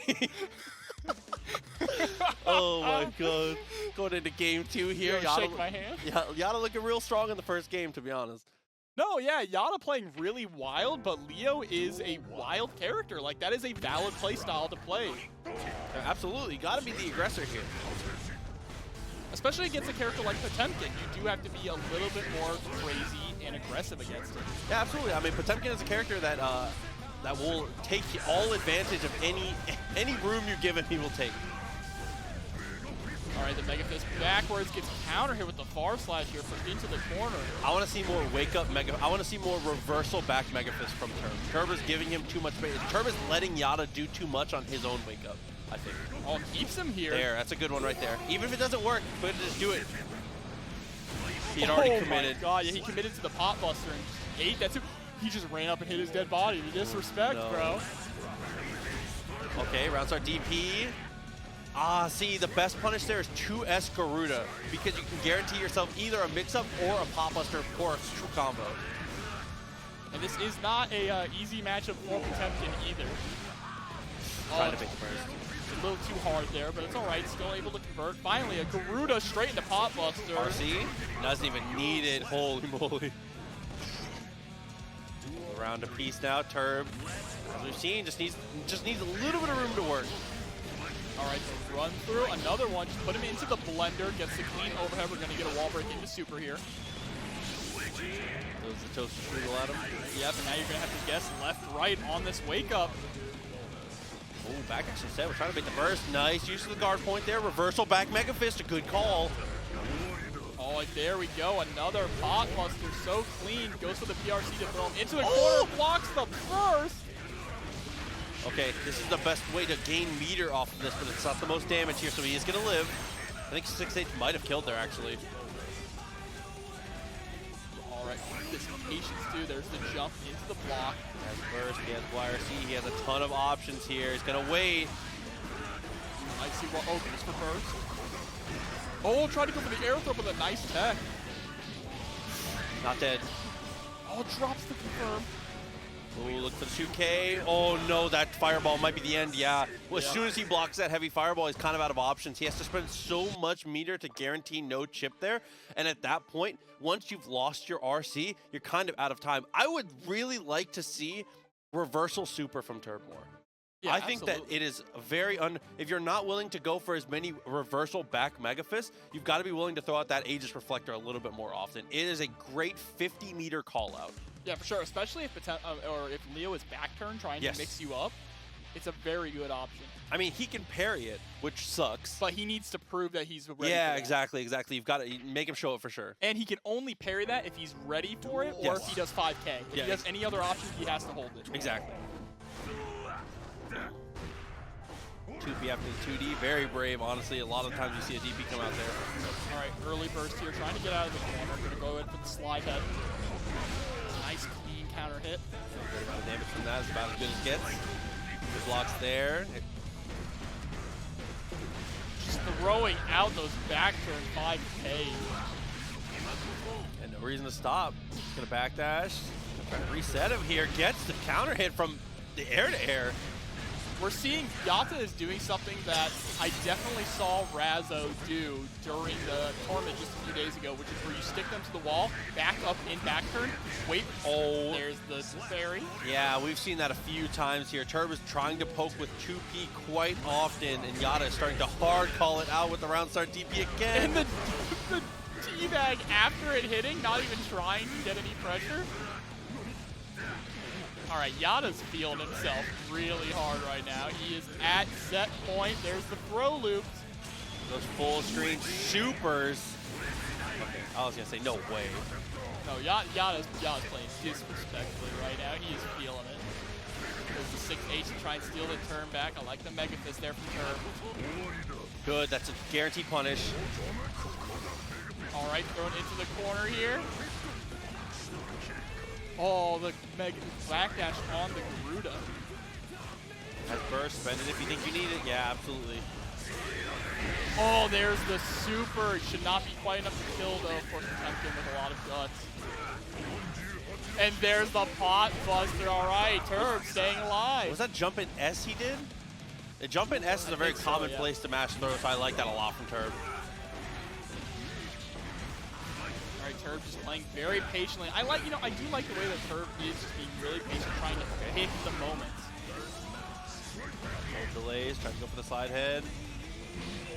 2P. Right. I love that 6K into flick, very underutilized. Well, setting him through the wall here. So much damage, gonna have to hold this mix up too. Goes for the run through. Block, reversal Mega Fist, okay. First is on deck. Not going to use it. There we go, bait it out. Tries to bait out the burst really hard there. 2S Garuda is definitely the better call there. Oh no, tries to sit on him, gets hit by the 2H. Yeah, very hard to confirm from that distance though. Has burst available. Oh, 6B! Dash up gold burst, and there we go. Yata takes it 3-0 over Terb. Yeah, I think a lot of the times, if you are spaced up like at max distance 2S Garuda can sometimes just naturally Matchups going on here. And of course, Soul Bad Guy. You know, we talk about characters in Guilty Gear mirror matches not being able to deal with their own stuff. I don't think that applies to Soul, to be honest. No, Soul definitely can fight himself in every facet. As we said, this actually is the first round of top 8 winners. It is. This is exciting here. AsuraSwagDaddy up against Mira. What a combo with the 5H wall bounce into a second clean hit DP.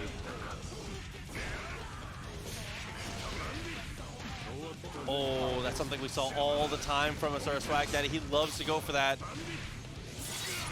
Meter, though, goes for the Bandit instead. Max meter available. BRC forward. Oh, my God. And then RC's also, oh, I like that using the far slash to push himself just in range.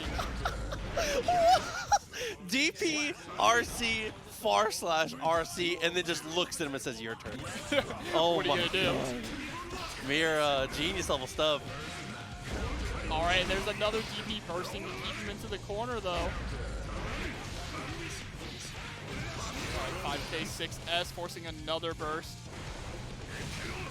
Again, AsuraSwagDaddy is on point with these DPs right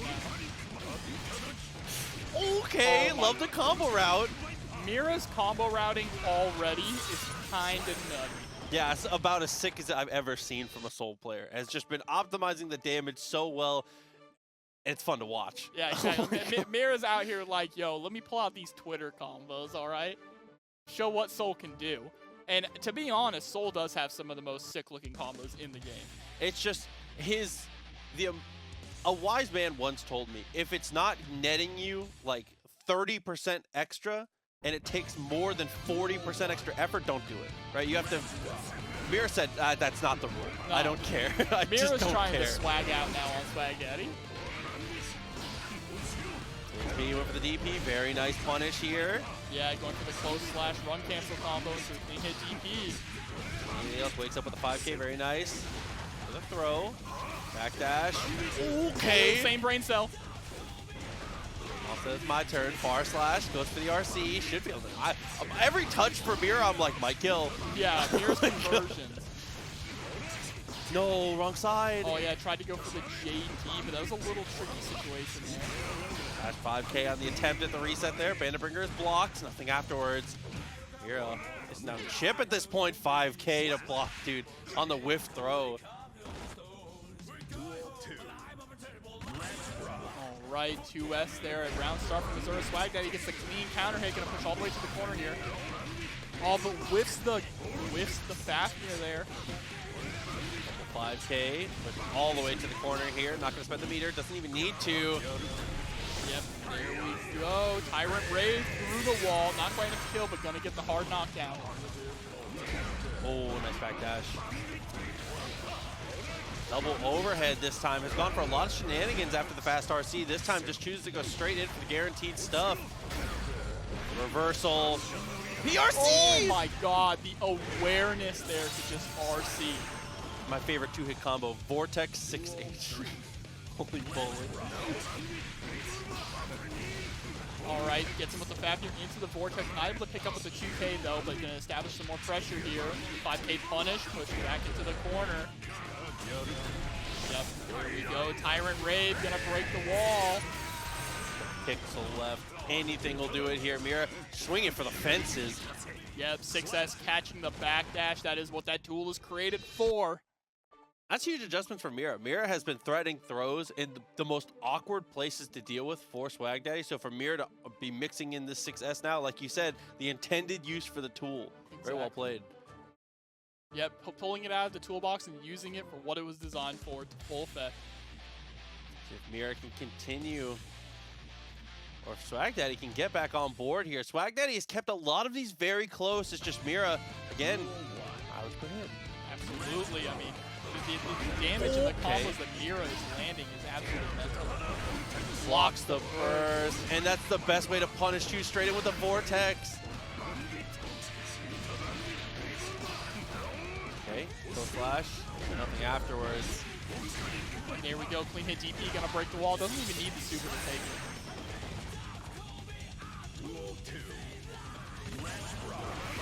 All right, the 2S beating out the 2K at round start here.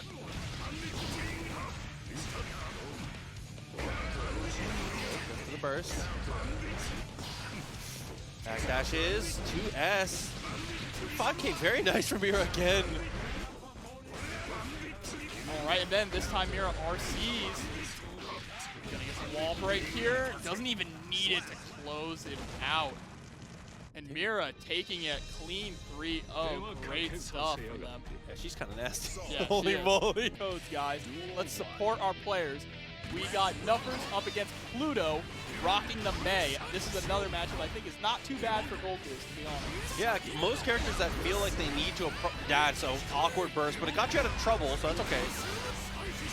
Most characters that feel like they need to approach Goldlewis find themselves in an even matchup that is very scary. Yeah, absolutely. And these back that IED back with the Behemoth Typhoons to try and bait out any approach here from Pluto is really nice. There's the clean overhead. Unfortunately, you can't get a conversion on, but you can't convert off of that. Good lord. Did he kill him? Oh, very close. Oh my god. If he block, now really the goal for Nupperz is make him block Skyfish, you get the rest of his meter, or just hit him once. There you go. Yeah, 1JD, the God button. Continue up the momentum here. Nupperz looking very good. A lot of the time, Nupperz feels like he hasn't been engaging more. It's been a lot of like just kind of reacting to Pluto and playing footsies, just like that. It's kind of like definitely being aggressive to win real estate, but never really overforce it. And there we go, the conversion with the 2B. Doesn't decide to RC though to close out the round. All right, run up throw. Oh, just run strip into it. Doesn't drop the normally what you see from a lot of Goldlewis players is when they land a throw in the corner, they drop the drone, but he didn't even feel like he had to do that. He just ran straight up and Behemoth Typhoon. No reason to. Just want to get the plus frames, want to get the chip. I like the decisions a lot from Nupperz. That is 1-0 here. Pluto, dude, a lot of the time it just felt like Pluto was just losing out in like footsies. Like Pluto did get one very significant counter hit that would have been a majority of Nupperz' life and would have sent him through the wall on that 6H counter hit, but Nupperz had his one burst. Other than that, it was just like nickel and dime. That was a pretty low damage per hit round from Nupperz. He was winning a lot. Yeah, for sure. I mean, we've seen Nupperz really knows how to play neutral with this character. He wins out in neutral in a lot of situations against a variety of matchups. Look, so you see this air movement too with a character that really has kind of weak air movement. No double jump. His jump arc is way shorter than most of the other characters, but he's using it to full effect. Yeah, against a demon of the skies in May. Yeah. It was incredible in the air. Applying a great amount of pressure here. Goes to the RC, runs up for the close slash. The gold burst comes through it. Nupperz continues. He's taking the curves without slowing down. Yeah, I mean, so one key thing in a matchup against Goldlewis is you need to learn how to FE and backdash against some of these different types of setups. I love that. Honestly, there's no reason to do anything else. I love that from Pluto. Make him prove it. Absolutely, and so much damage off of just one counter hit, 5H too. RC. Oh no. And that's the exact counter hit that Nupperz needs. RC goes high this time. 2K2D catching the backdash. Cross up there, backdashes afterwards. Pluto trying to space himself out. RC, yeah, goes low again. I love that. The low, no one ever RCs and goes, watch this, and then goes low again. Yeah, the cross-up can be a little awkward against May because of how tiny she is. So it didn't work out in that. Ooh, here's a big counter hit too. 5H counter hit is not something you want to be eating from May. Oh, huge punish. Skyfish was an overcommitment for sure, and I think he lost his life for it. Absolutely. No! Survives with just a pixel of health. Someone call Sajam. But had the RC, had the super, had the meter, wasn't able to find a way to spend it there. That's going to be an even game now. Pluto, I don't know if Pluto was like asleep at the wheel for the first game. That was a completely different Mei player in that second game, was setting the pace at almost every turn. Yeah, absolutely. I mean, definitely a lot better control. 5H was really the answer there. Throwing out a lot of 5H was even shutting down Nupperz JD, which has been putting in a ton of work for them all night. Yeah. So if Pluto can keep that 5H strong and in great positions, and Nupperz has no answer for it, we might see Pluto really run this entire game. Again, there's another 5H just to shut the run though. 5 and 6H has been hit. Like he is dominating the space with that. That and that 6P. Mei has an amazing. It's definitely a little weaker for grounded fights, but versus aerial opponents, her 6P is incredible. What a conversion! 2P, 5P straight into Beam and Typhoon. That is not easy to do. All right, yeah, burst there. Pluto thinks they can take this round. Baits out the burst. They might just take it with this wall break here. Fully charged 6H. And afterwards, plenty of meter here for Nupperz, and the security gauge is high. Can kill off of one touch, but no, the RC. I like that tournament combo. Gets the hit, goes straight into 3K, knowing it's guaranteed, has an RC. No reason to go for something complicated there. Well, there we go, whip punishing on the Behemoth Typhoon. That's what you want to see. And a counter hit 6H. Oh, the Yamada's coming from the... No way. Oh my god. Oh my god. Oh! No, wait. Alex, I haven't seen that before? I knew it was coming when I saw him run over. Bro. All right, breathe. Breathe, Alex. It's okay. It's okay. I haven't seen that before. It's okay. What is happening? When you see Mei knock the character back across and Yamato comes, it's over. Just wrap it up. It's done. Oh my god, dude. Yeah, I'm playing Mei. I'm done. Bro, I fell back in my chair from that. See if Pluto can keep up the momentum, dude. Holy moly. Block, 2S. Off a close slash. A lot of momentum here. There's a back, though. A nightmare situation here for Pluto. Going for the close slash that time, not trying to bait out the throw. And a lot of times he's going for the JD in these corner situations. It's not even about hitting. Trading there or getting him to block it is as big of a win as a hit. Oh, a little too... The meaty timing was just a little off on the overhead because of the Typhoon there. But again, that counter hit JD so strong. Wow, what a conversion, too. Skyfish, look at the meter drain, nearly all of her meter. Oh, but she found the hit and the knockdown. Gotta be careful for a wake-up super here. Pluto just needs one hit, and there it is with the gun. You cannot be trying to throw out the beach ball. Okay, look for the 2S. Trying to go for these long-range pokes. That's a great way to start. Up Dolphin is even better because you get more plus frames. You get to run even farther forward. All right, yeah, just trying to lock Nupperz down in the corner here, but backing up to try and throw out a beach ball. Fully charged 6H. That's a great burst point for Nupperz. Okay, drone finally goes away. To block the Dolphin. Doesn't get too much else afterwards. I like the way that Nupperz tries to go into the air with JP to contest Mei. All right, there's the gun, and Pluto is starting to reach danger time here. Oh, good block. It's very, very scary here. BRC, again, nice block. And no one's really gotten any clean conversions. It's all just kind of straight hits here. Yeah. Okay, close slash 2S Dolphin. Great way to end that. Even again, set point now for Pluto. Winner's bracket life. Nupperz got to find another round here. He's got to be careful jumping in against these slash buttons.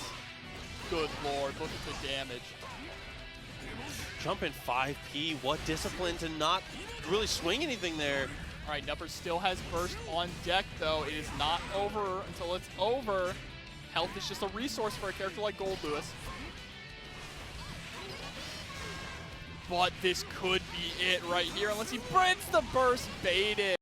And Nupperz is going to be sent to the loser's bracket from Pluto. Great stuff from Pluto. Yeah, I mean, once Pluto does close slash, after the 2H, everything after that matchup. Bro, get the coffee flowing through their veins, and Yurikov running again with Axel, sticking with it. This is a matchup that I think Milia definitely loses, and Axel certainly wins. So if you're going to switch to Axel for another matchup, this is another good one, I think. No, yeah, but now if you're going to throw out bad bursts like that, though, Yeah, I mean, this definitely is one of Axel's stronger matchups. Leo is a character similar to Gio, who has a box dash, meaning that she can't just run forward. So the approach forward from full screen is a little bit different and easier for Axel to lock down and control. Okay, try to go for the cross up there. Nice block. Dude, the discipline from Yurikov to not be swinging in that situation wins him the round. Yeah, and you definitely just have to try and lame out Yata if you're playing Yurikov. There's the DP to get through the JS. He's doing a little frame kill 2P, punishes him with the throw. 2H into nothing. You have to be careful when doing 2H into Snail. If you're too close, they can punish you. Branson delayed cherry bomb, trying to catch him jumping. Nice, nothing. 2K 2D into nothing. A lot of Axels love to swing things there. And the PRC is amazing! Get the punish too, and with the delay bomb at the end here. Oh no, definitely maybe wanted a JD there. Did not want an air threat. Oh, and is able to get the kill. Very nice stuff. Yurikov's Axel, already since last time we saw him on stream, looks significantly better. Yeah, he's definitely worked out a lot of those kinks and is able to control the neutral game and like play that lame out game, the real zoning game, you know? Which is what he was having trouble doing up against Goldlewis. He just could not keep out Goldlewis, who is significantly easier to keep out than Leo, so we're definitely seeing a change now. Yeah, a lot of it too is that the things that Yurikov was excelling in versus Goldlewis are better against Leo. Against Goldlewis, it's a lot of 5P, a lot of 6K, a lot of like lower committal things. It's definitely nickel and dime. Against Leo, a lot more 2H. Renson is a more viable option. You have a lot more tools and a lot more things you can do against Leo. So definitely a wider menu of things that have bigger rewards. But Yurikov definitely gets a little greedy with these command grabs. That is not going to... Oh, it does! Yeah, absolutely reaches through the fireball. All right, the 2K2D, get the knockdown, throw the fireball again. Baiting out the throw with the shimmy here, but drops the axe kick. Don't even need it, though. Yeah, that was a pretty high-level bait there from Yata, knowing that Yurikov would have the recognition to swing there, go straight in with the parry.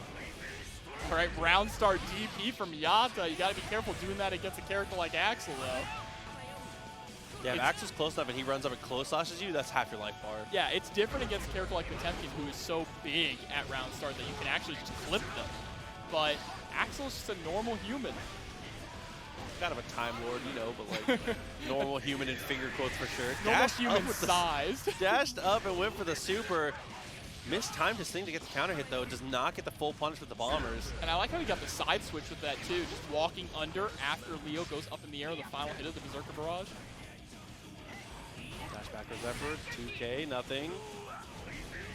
Too far, definitely too far. Overextension from Yata. Being a little too DP happy in this matchup, for sure. And we're seeing a lot of dashing forward after blocking Renson at close range from Yata. I'd kind of like to see Yurikov throw in the windmill a little bit, try and check him on that. There's the air throw. Yeah, hard starting to check the jump ins. Say every time you're able to get those throws, it makes Renson a little more convincing. Yeah, that gold burst is very good for Yata. Gonna have a lot to work with, especially when you take Yurikov's burst like that. Okay, great way to go with the shimmy. Yeah, doesn't even want to continue with the wall splat, just wants to super through. Good board. That is a good 80% damage combo. Decent amount. You know, just a little bit. Heavy fireball, nothing afterwards. 2K answers. Again, 2K answers, but he can't get anything off of them.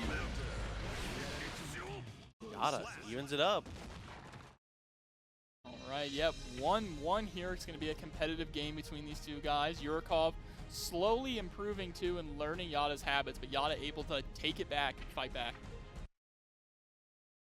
Yeah, I think a lot of this is Yata needs to reel back the DPs a little bit. I mean, I think that Leo is definitely a character that can go incredibly aggressive with the DPs, can answer a lot of like pretty non-committal tools with a DP, and can get away with it. Has the life bar to do it, has the guts to do it, and has the strength in the momentum to come back to be able to be worth the risk.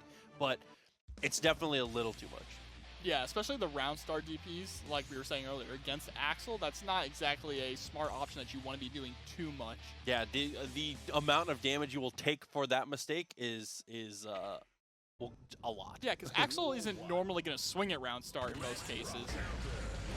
Round start, bar slash. Yeah, okay. What do I know? I mean, sometimes he do be doing it. Putting themselves into the corner here. The block 2D is going to get punished. And look at this, just Sid holding down back like Guile here, Yurikov. All right, yeah, 5P. Wow, trying to throw out the 6H to catch the 5P's hitbox. That was really interesting from Yata. Yeah, bursts out after he gets hit by the 2K. Doesn't want to deal with the rest of it here. Plenty of meter to be able to get this kill. Oh, and just command throw instead.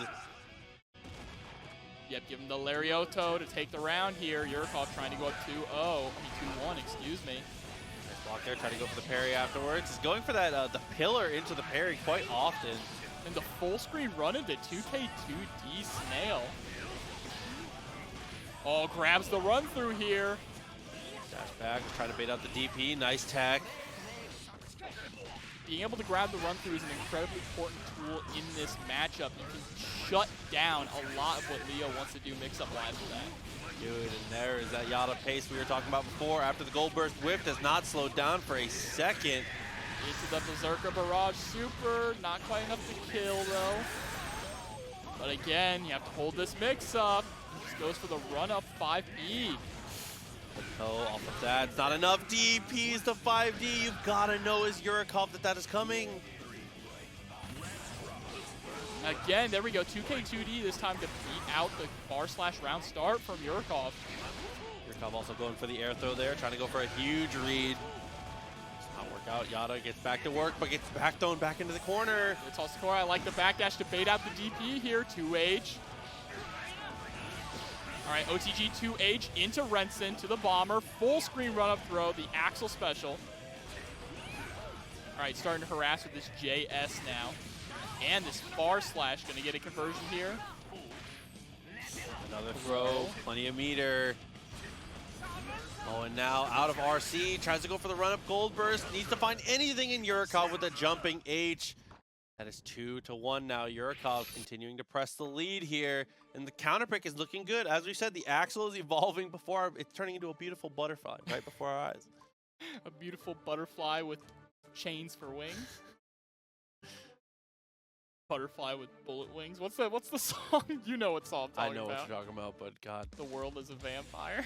Geki even said it. This is the most aggressive Axel I've ever seen. Yurikov is a player. Yurikov mains Milia and loves to go, is a very aggressive Milia player. So this is a very stark change from what we normally see from Yurikov. Yeah, normally, like we said, you normally see Milia players switch to characters like Soul, not a character like Axel. So it's very interesting. Yurikov 9th place at Arc Revo East this week. Like, is an incredibly strong Milia player.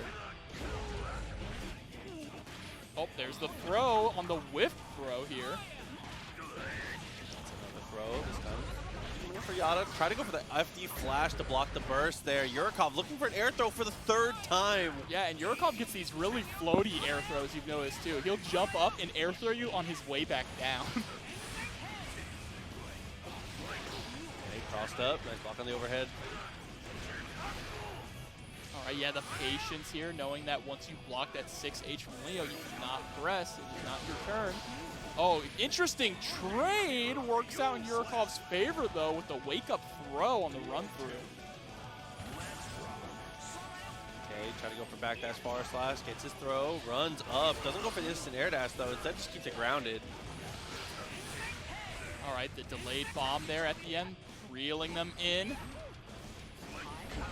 Wow, that was a little slippery bit of a situation That was a hell of a dash, but unfortunately went for the throw.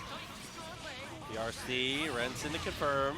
Yep, into the cherry bomb too, and we've seen too that Yurikov is kind of lean. Oh, there's another throw, no OTG. That'll do it, and off the whip DP, Yurikov is gonna go 3-1.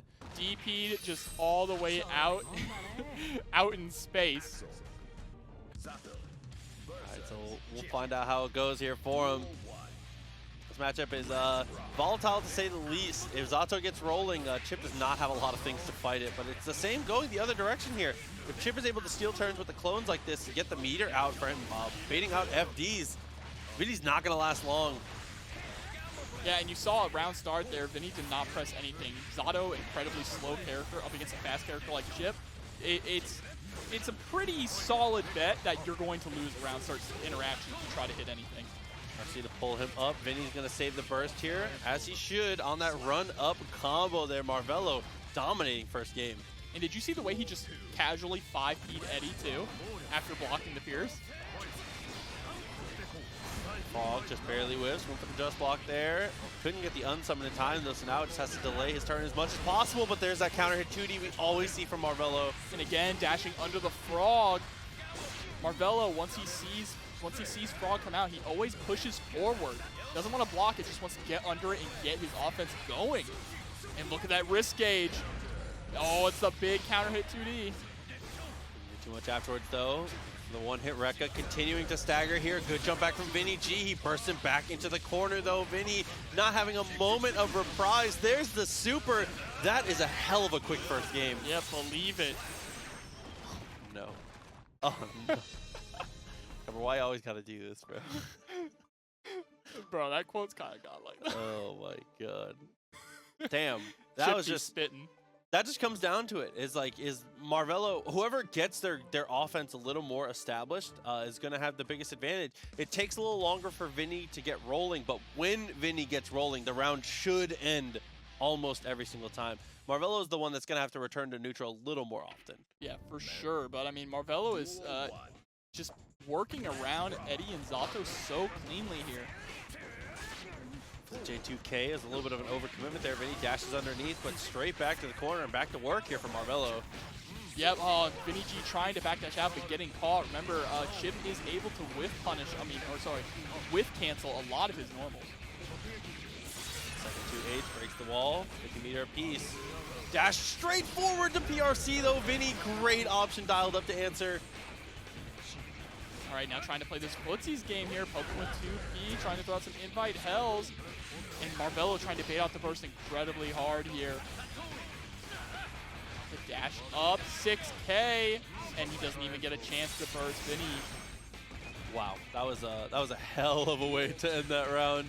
Marvelo looking so good. The momentum continuing to carry here.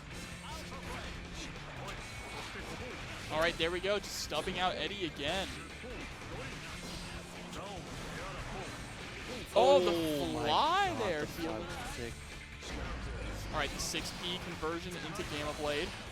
Good dodge, jumping over that, not really interacting too much. Feel the delay. Jumping over the Frog here. Max distance 5H, I like that. And again, with the faster C off the 6K, gonna get the wall break here with the 6H, so much damage. And Vinny is just not able to win in a lot of these neutral situations here. And there's the Beta Blade through Eddie, but that allows Vinny to throw him into the corner here. Summons with the clap. So much extra damage here. That's going to be the end of the round. Potentially not quite enough. Yeah, but we're definitely going to see no Pierce, but the run-up throw after the BRC. I respect that from Marvelo, though. He's been so aggressive at the round starts. This time using the BRC to mix it up, the slowdown. It would beat a lot of the options that would have beaten his normal run-up. And that is a great contest with the huge 5P. All right, yeah, that was a great trade there, though, for Vinny. He was able to trade with 6P, so he got the knockdown, is able to rent some of his offense here.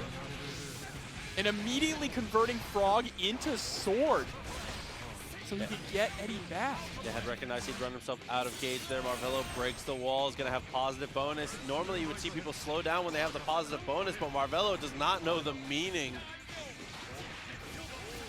Oh, and here's a conversion. Vinny's going to have to find a place to burst, and there it is, but it gets baited out. Damn, in the annual, it's a 2v1, no fair. Yeah. He's got his own Eddie. Oh my god.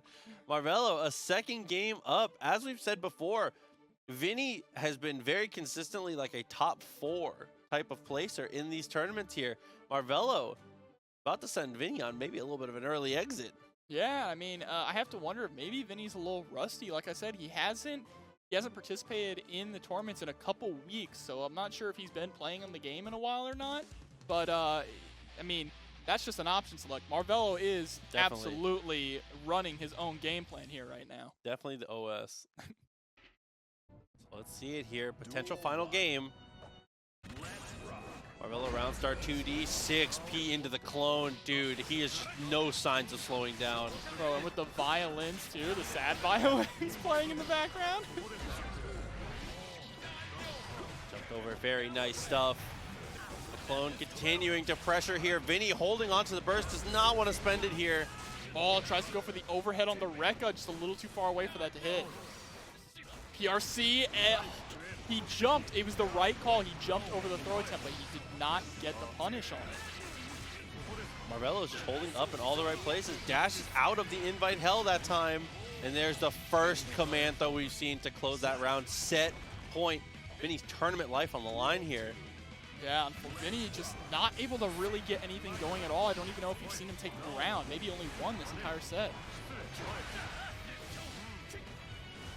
Rekka very smart. 6P into the clone. Looks like a throw though. Vinny's got some momentum. Yeah, but the blocking here, defense from Marvelo blocking all the overheads, and there's the trade to get the hard knockdown. And just like that, Marvelo is on top of Vinny, going all the way into the corner to get a wall break with the Alpha Blade. It is not looking good for the young VinnyG here.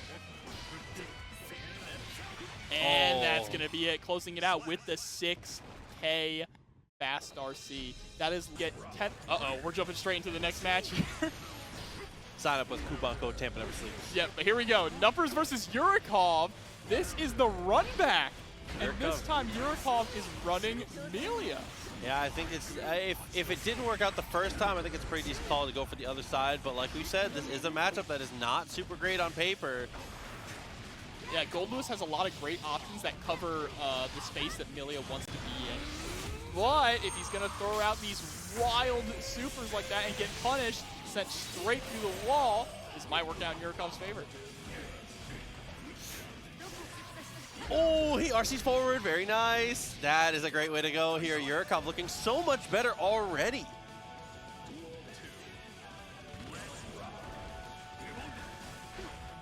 Okay, still looking for that 6P. Oh, the counter hit JH though, and Yurikov is not going to drop this, carrying all the way to the corner with the hair car. Another throw. Dude, what an answer. Unfortunately, he wasn't able to stop the wall from breaking there. If he could, he would take that heavy disc back. Oh, the super to beat out the JD, and it does. One more touch is going to do it, but a nice backdash. That is one of the downsides of Goldlewis. He does have a very, oh, and shouts to Signer for the gifted sub. We appreciate it. Goldlewis does have a very active backdash. Tons of invincibility frames, tied with Potemkin and Nagoriyuki for the best, but his buttons are so slow that Yurikov is just able to throw him out of the startup of his 2D, which he was trying to use to punish. Signer, that's very kind of you. Thank you, man. But yeah, Yurikov is just feeling more in his element, I think. The Axel was working out in a lot of the different matchups here, but facing off against Nupperz, just being able to outpace him here. Nupperz has not faced someone that has strictly outpaced him yet. Yeah, or someone that has just completely rushed him down, yeah, right? Everyone that we've seen Nupperz play against has either been matching Nupperz's pace that he is setting, or if they've been playing a little bit more on the back foot, because obviously Goldlewis is scary. I'm going to stay away from him, right? But there's a clean counter hit straight into the 2H. We're going to get a juggle, and that is a round there for Nupperz. I think you can always count on Goldlewis for any touch will do it. All right, the JS counter hit going to force the burst out of Nupperz here. Going to go ahead and throw out the Pineberry. Oh my God, these 2P, 5P conversions are kind of nutty. Okay. Nice block. All right, yeah, he's just catching Nupperz, trying to press here. Got the cross up into the corner. Not enough to kill, but this is going to be so much damage. Positive bonus. A great situation in the end. Yeah, breaking the wall here. Going to get the mix. Goes for the IADJH. Smart stuff there. You saw Nupperz backdash, probably trying to predict a run-up throw. That or heavy disc. Depending on where he spaces it out, you can potentially do like a fake disc setup there. Punish into the close flash. Delays after the H. Yeah, and Yurikov definitely feeling a lot more comfortable, but there's a clean head hard knockdown here for Nupperz. Again with another one. plus there, 2K2D, continuing to try and oppress. And look at that risk gauge. Next hit, he just will kill him in one touch. The next hit kills.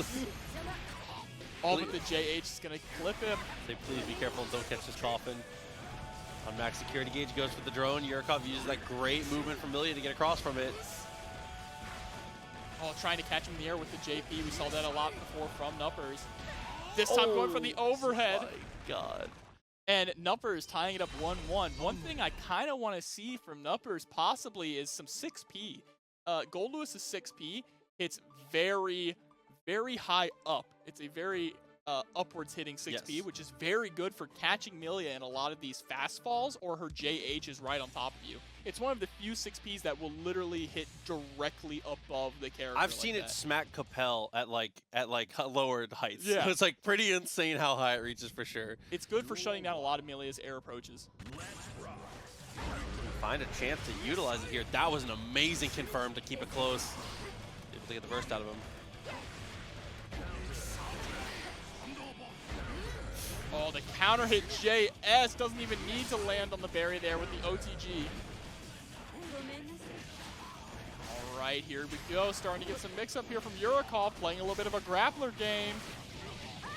And this should lead into a wall break. It does, with the super as well. Oh, the PRC tech there. Going to get the hard knockdown with the back scratcher. Next touch will do it. Wakes up with the super. That's certainly going to hit. Where's Goldlewis's life bar going to be, though? Just enough health, but he gets hit by a counter hit. Close slash. Might have been looking for a wake up 2P there.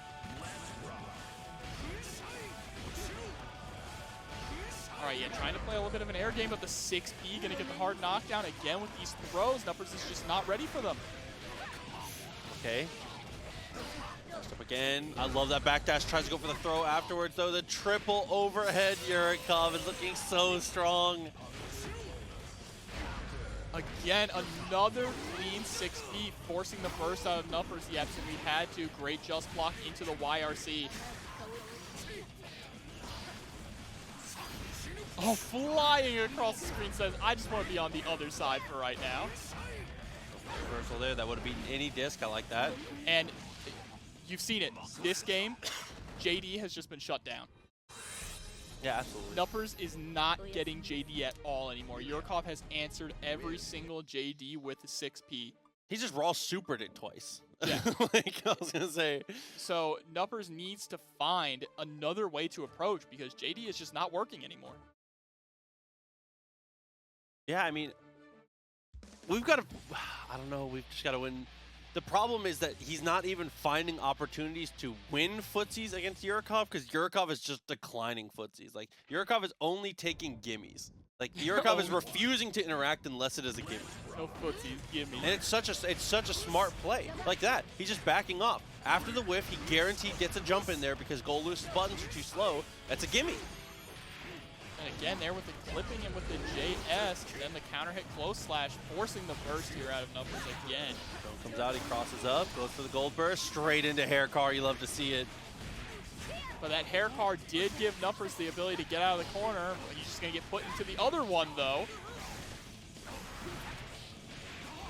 All right, yep, here's the blender, the Melee special. All right, we're going to see a back scratcher. No, just goes for the plus frames. Again with the overhead. Here's something I've noticed a lot from Nupperz is he pretty much goes for the overhead every single time after the PRC forward. He always goes for it first. He's got to mix it up a little bit to try and open them up. Definitely agreed. Even if it's just 2K2D, like the hitting them with it just to open up the option, it's like that. That was great. Went for the low and then followed up with a secondary low. That was so smart. And that's nets him a wall break around. The round. All he needs to do is mix up those overheads and lows just a little bit, because all he needs to do against a character like Melee is open them up one time. Yeah, you have your opening hit that you get your knockdown with, and you get one good guess. That's a wrap. Absolutely, and here we go. We are going into Game 5 now. 2-2. Come, Colonel Sanders. Come on, bro. Put some respect on my boy Dickinson. This is the Secretary of Defense of the United States of America, okay? Game 5 here. Immediately going in for the jump in. That is a heartbreaker of an anti there. Good God. And gets the JH. Yurikov's life bar is in shambles, but he got an opportunity now. Okay, the backdash, but whiffing the throw this time. So he's starting to go for the right option, which is backdash throw, but unfortunately, Amelia recovers so fast that she's just jumping out. Yurikov knows that is Goldlewis' best option. Able to get burst out of him here. Goes for the drone. Nice anti-air and the PRC. Wrap it up. Still alive. Nope, didn't have a super to be able to close it out there. Amelia's sitting on full meter. There's the air throw.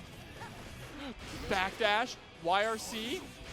PRC forward, so smart. Oh, and gets him on the catches the chip. jump It looked back. like, I don't know. Yeah, Yurikov was out of meter. Couldn't even FD it if he wanted to. Yeah, that's why he tried to super jump his way out. 60 on the JD. Nupperz still looking good here. The Nupperz just needs one clean hit.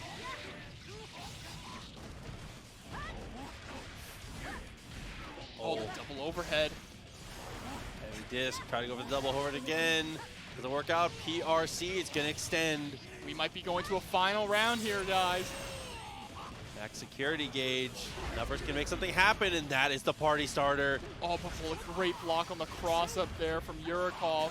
With overhead, finds the throw, dashes forward, looks for the cross up. It does work out. Just gonna shoot instead. To drain out the meter, that's so incredibly smart. You know that she built off the meter for the positive bonus! And Nupperz taking it off of a unfortunate burst from Yurikov, bursting on the 5P.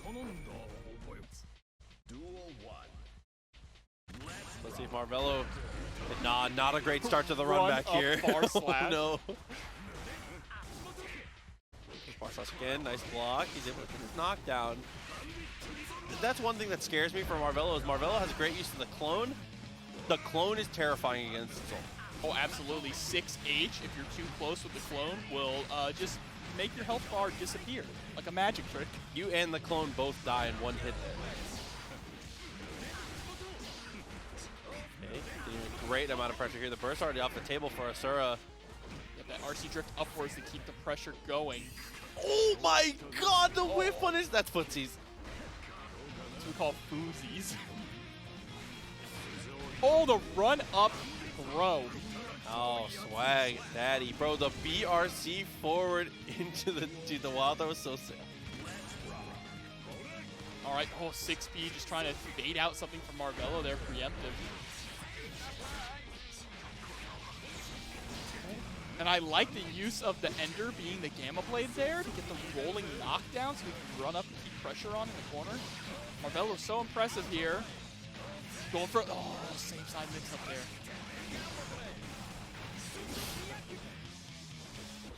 Nice dash back, 6S, no punish on 6S from that distance. When it's that close, you can definitely kill and maybe push the wrong button when he DP'd. I definitely don't think he meant for wild throw. I think that might have been Bandit Revolver. They are on the same button there. It's usually what happens. You'll see Bandit Revolvers accidentally get misinput into wild throws. 6S a little too far away, 6B into the clone again. The clone is very risky. Yeah, and you see a lot from Marvelo. He likes to throw out that quick 2K2D into the Wreck-It He did wake up DP and he hit him for half his life, dude. Oh, I told you, clean hit DP is a problem. Oh, said I'm not going to hold no mix-up. 5K. I got 3 frames also. Had a dash up afterwards. The burst came through. Like the little dash from Marvelo. Clean just block, but there's the drift up. Okay, keep him flying in the air and take the game here. Yeah, after the burst was spent from AsuraSwagDaddy, didn't really have too many options to follow up. Had a little bit of meter, but never found an opportunity to use it.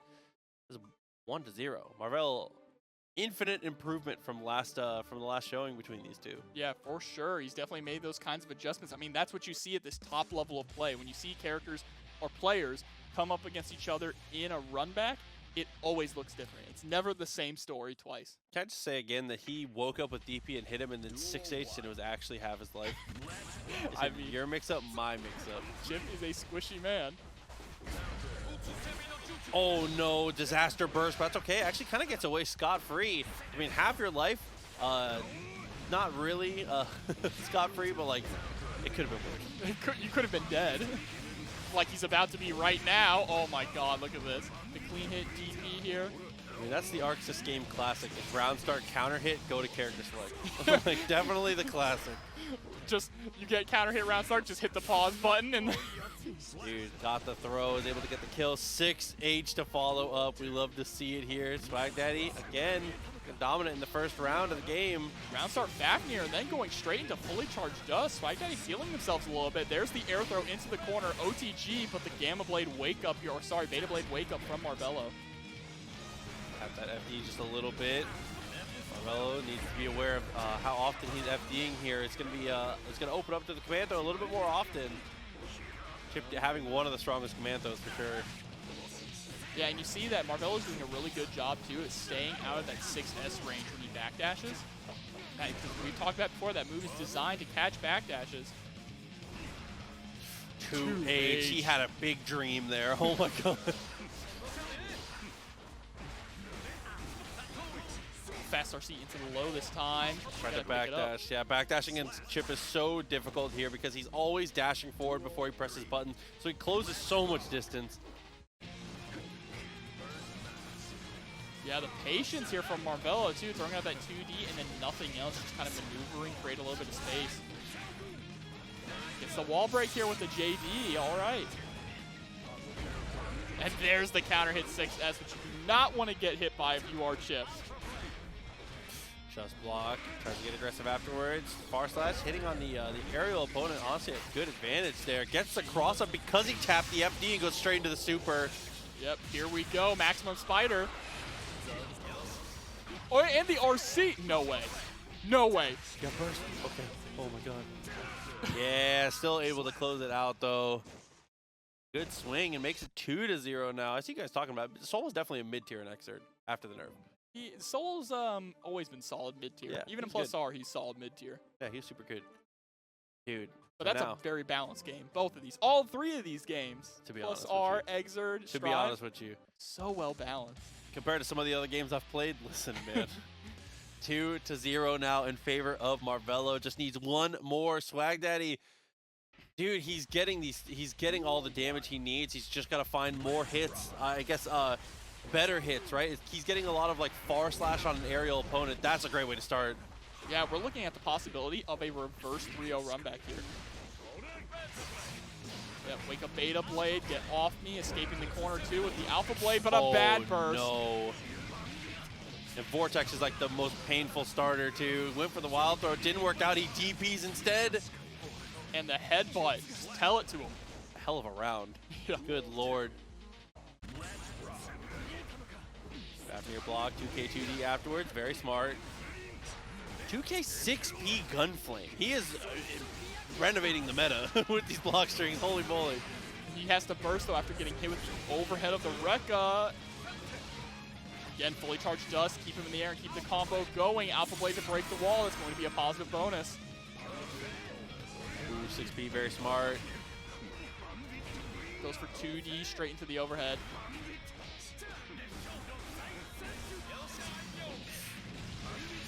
Okay. He tried to go for the air throw. Yeah, absolutely, but now he's back. He's pushed into the corner, and Marvelo sitting on set point here now. I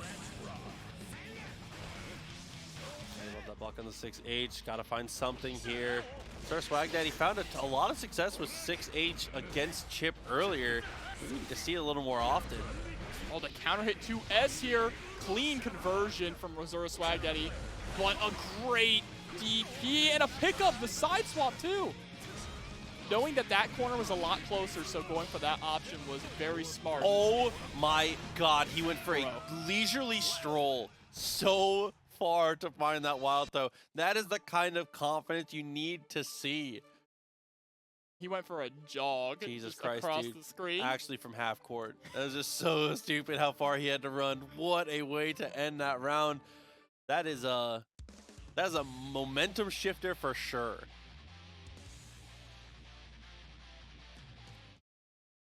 All right, moving into 2-1 here. AsuraSwagDaddy finally with a point on the board here. It's just at the last possible second. Good way to start here for Marvelo. Oh god, just starting to throw out the Alpha Blade Blender. That's not normally something you see from Marvelo a lot. absolutely not the common place for him, but sometimes you got to mix it up. I like the burst there. Wasn't willing to take the damage, goes for the RC up. Building up that risk gauge, cashing out a little bit there. Another one of those unfortunate situations where the far slash hits on an aerial opponent. He does not get anything afterwards. Just trying to space out with FD, but he's out of meter now. Okay, backdash, 2D, forced to burst. Oh, clean hit on the 6H, but not able to pick up on the 5K. That's all right, though. He's still able to get things going. There's the RC on the wall throw. He's going to kill him. Absolutely. No! Disaster. Oh, goes right underneath the shuriken with the ground Viper. The vortex is so sick. Whew, saved it. Went for the DP, does not work out. Marvelo cashing out the damage off of that one. Tries to go for the wall stick reset, does not work out. Counter hit far slash, look at the life bar. All right, 6 feet into the Bandit Revolver. Bad burst, or bad DP, excuse me, but a good burst. 6H, I love that. I want to see more. Backdashes the command throw. That's a very difficult thing to do. Too far. Not the punish, not from that distance. Nice block. BRC forward. Good 2D, fast RC, only needs one more touch to tie this up, and the 6H is going to do it. Please. I said it earlier, and I want to see more. Marvelo is a player who dominates playing on the ground. You just happen to have a tool that's pretty good at absolutely obliterating grounded opponents. Absolutely. I want to see more 6H. 6H until it stops working. Of course, if they don't have an answer for it, you're going to get so much reward. Yeah. It is Soul's highest damage starter. I'm so happy that SwagDaddy is starting to work that in, starting to recognize that Marvelo's grounded play is what's winning him the set here. SwagDaddy is piece by piece found out how to bring this back. Is one game away now. Marvelo needs some huge adjustments. Marvelo getting the counter hit. JD trying to bait out the reversal burst there. He might want to go back to the Alpha Blade strategy. It was working out really well. His grounded footsie style is starting to get called out by SwagDaddy. Just trying to poke out with the 5K there. Oh, the dash up into nothing with the FD. So much respect here from Marvelo, and finally, there's the reversal burst to keep Marvelo in the corner, but he fights his way out with the J2K. Ooh, gets a wall run combo off that? Yes, Okay. sir. And here we go, positive bonus. Go for the burst there. 50 meters still available for both players here. Getting back into the wall run. It's not going to kill. Max meter here for SwagDaddy. One more miss is gonna do it. Wow, immediate start with the fast dust. No way. Not quite. Positive bonus though, has burst. It's down to the wire here. 2P trade. Who won? Soul. I actually couldn't tell who won Set that. point. Dashes up with the far slash. There's no way. All right, there's the DP. Deja vu. We've had round starts just like that. There's burst. Gonna use it. All right, burst is now off the table for Azura for this match. 6H for SwagDaddy. Tries to go for the wild throw. Doesn't work out. He DPs instead. That's it. No, it is. Oh, it is. He reset That's him. it. Wow. Oh my god, the reset, the reverse 3-0 fallen off, but definitely we see less of them. Mei is still an incredibly strong character. A lot of people still put her top 5. I think she's absolutely in contention for that kind of rank. Definitely top half of the cast. There's a throw into the safe jump here from Pluto. Nice clean counter hit into the RC. Gonna go ahead and get the wall break with the Dolphin. And this is part of the reason why you play Mei. Look at the damage off of just incidental hits. All right, run up throw here from Mira. Again. Okay. Do it again. Okay, goes for the strike this time. Okay. No, wrong side. Wakes up with a super. But runs up and blocks and gets the punish there. Oh, clean backdash. Oh god, dude. Mira started with 2D DP, and I was like, that's the end of the combo. Why would you do? And then I saw the RC, I was like, oh. And you can actually jump up and air throw the second hit of that Mei super after you block the first one, if you want to be cheeky about it. But Mira with a clean comeback there that round. Just blocks on the Dolphin here. 5K answer. Mira continuing to pressure here. Wild throw into the RC. Side switch. Easy peasy. Yep. Oh, burst. Wow, Pluto was actually mashing burst out because you didn't even see the icon come up. The minute it failed, the burst came out. Doesn't go for the super. Instead wants to save the meter for neutral. I think that's a very smart option. BRC backwards. All right, the JS whiffs there. Good use of the meter. Great just block too, but the preemptive 6E there. All right, Mira taking game 1. Yeah, wake up 2P. Very, very smart to go there. Pluto, man, it was tough. That's just very back and forth, man. Oh, and Marvelo coming through with the tech. Him and Asura play all the time. Ah, there you go. That makes sense. I was going to say, there was definitely some he knows that I know type of stuff going on, so that makes a lot of sense. Player matchups are definitely the real deal when you know how a person likes to play the game. All right, here we go, going into game 2 now. Mira up 1 over Pluto. Pretty great showing so far in the first game. Pluto just having to make, you know, has to win more in these neutral situations. Pluto has the conversions, but Mira's footsie's game is just on point. Ooh, that's a great way to go here from Pluto. Went for the up dolphin afterwards. That's the best possible starter. Mira forced to burst there. All right, Jeb, just this far slash stagger pressure.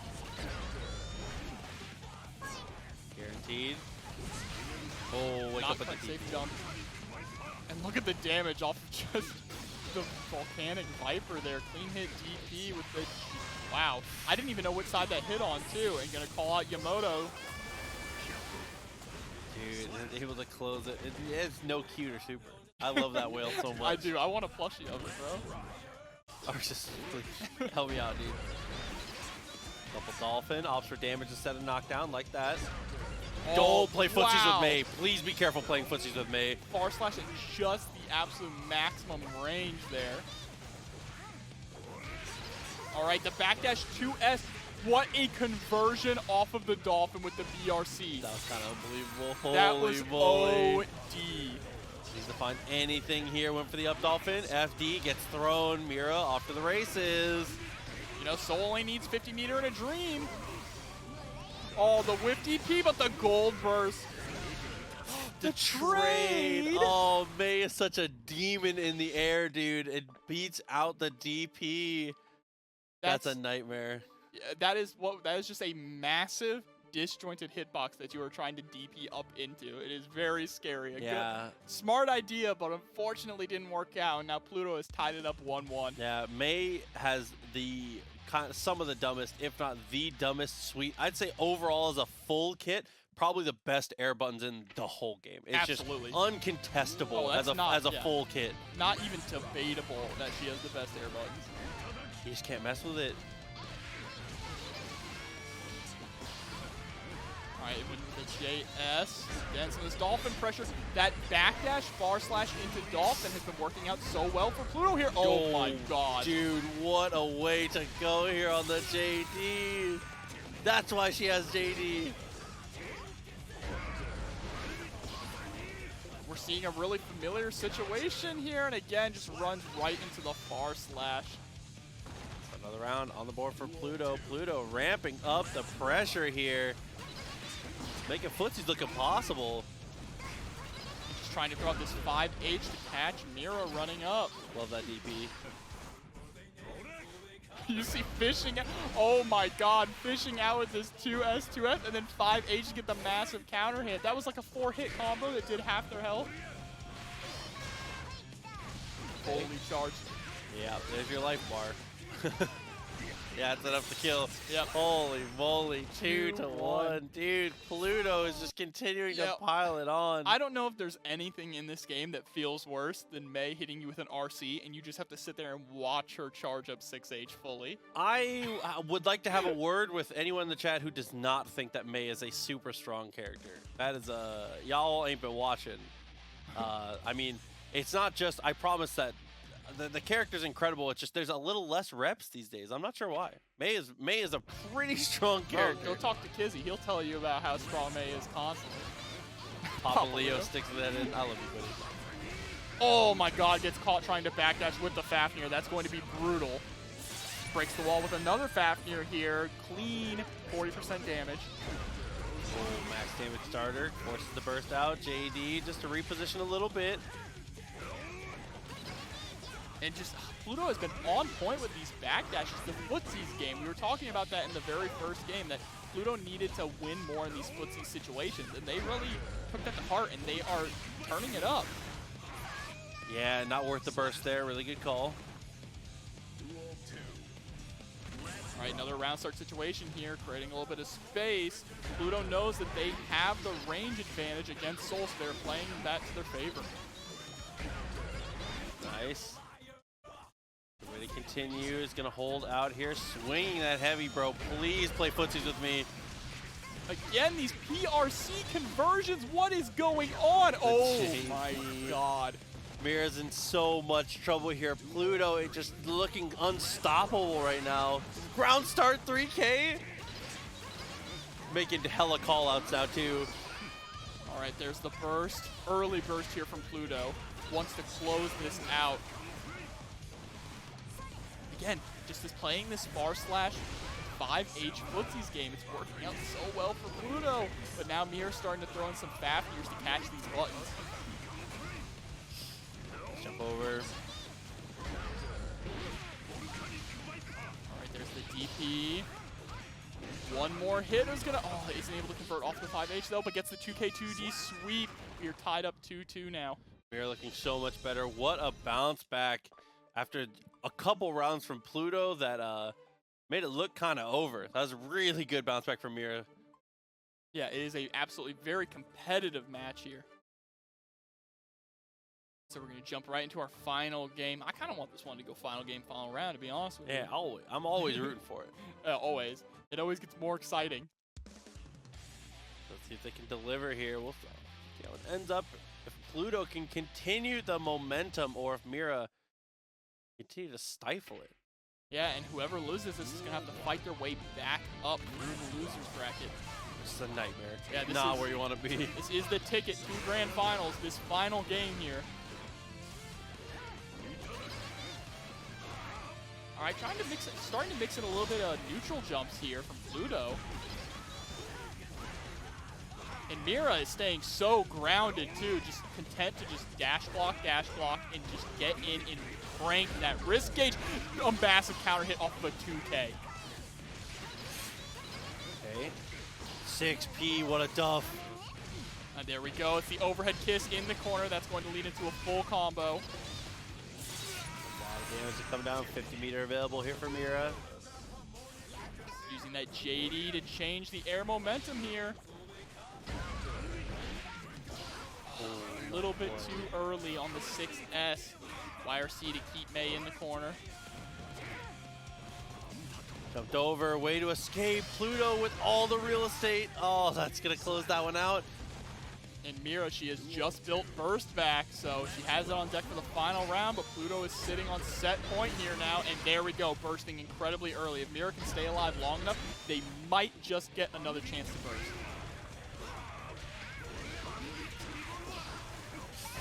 Oh, the whiff throw into the full punish here.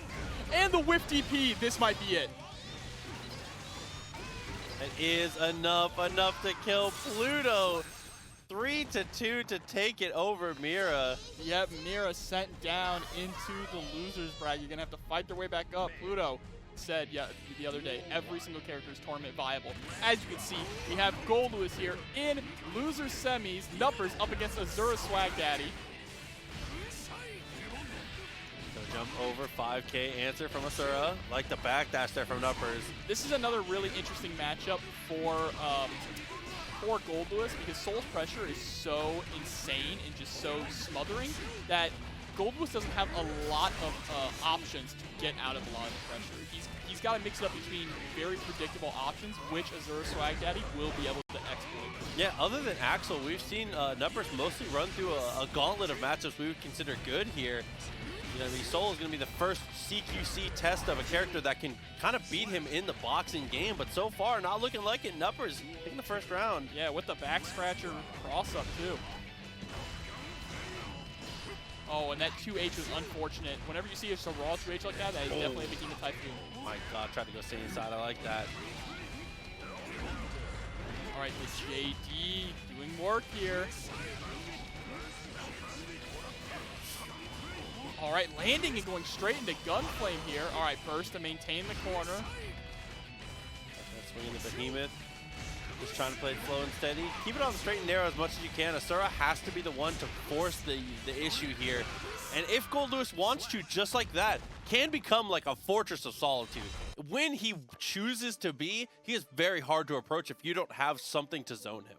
For sure, and especially the way Nupperz is playing Goldlewis. You see a lot from Nupperz, which is run forward, IED back, with a Behemoth Typhoon going backwards. Just over and over and over, trying to get you to throw out something or overextend so they can just capitalize on it. That's not a way that like I play Goldlewis, or I see a lot of Goldlewis players play with that IED backwards constantly like that. So it's a really interesting way to see it. It's working out really well. Okay, catches a jump flash on the head. Very nice conversion there. Went for the jump in. Goes a little too low though. Gets thrown first trouble. Oh, tried to backdash with the 2S, but got counter hit. Forced the burst. Oh my god, your life is over. You have to burst. Yeah, absolutely. That would have been death. He dies there 100%. Yes. He had meter. He had meter, and the security gauge was almost maxed. All right, there's the go. Full combo. Gets the 2S just a little too late though at OTG. Jump back. Very nice. Swinging out. Nupperz getting another round ahead here. All right, the 5K at round start. That did clash in the very first game between these two guys. All right, there we go. Exactly. Backdash into throw. That is Goldlewis's best option in the corner after back. Wow, just throwing out gun that close? Yeah, I'm not thinking Skyfish was the answer there. It's going to get stuck to the wall for his troubles now. Positive bonus again for AsuraSwagDaddy. So the jump in, though, wins out neutral. All right, yeah. AsuraSwagDaddy had the right idea with the 6H to punish. Very nice. That was clean. Yeah, really good timing there to get out of that. And yeah, I agree. So I think that Soul 6H is incredible in this matchup there. So for Nupperz to know and be preemptively ready for it. Okay, yeah. Were you ready for half your life to be gone, though? Yeah, bursting after half your life is already gone. That's unfortunate there. All right, 2K2D with the OTG here again, just rolling in. Throw RC back to the corner. Trying to hit the burst, it looked like. The RC forward, big overhead. Gonna go ahead and throw out the Pine Berry, but that crossed him up.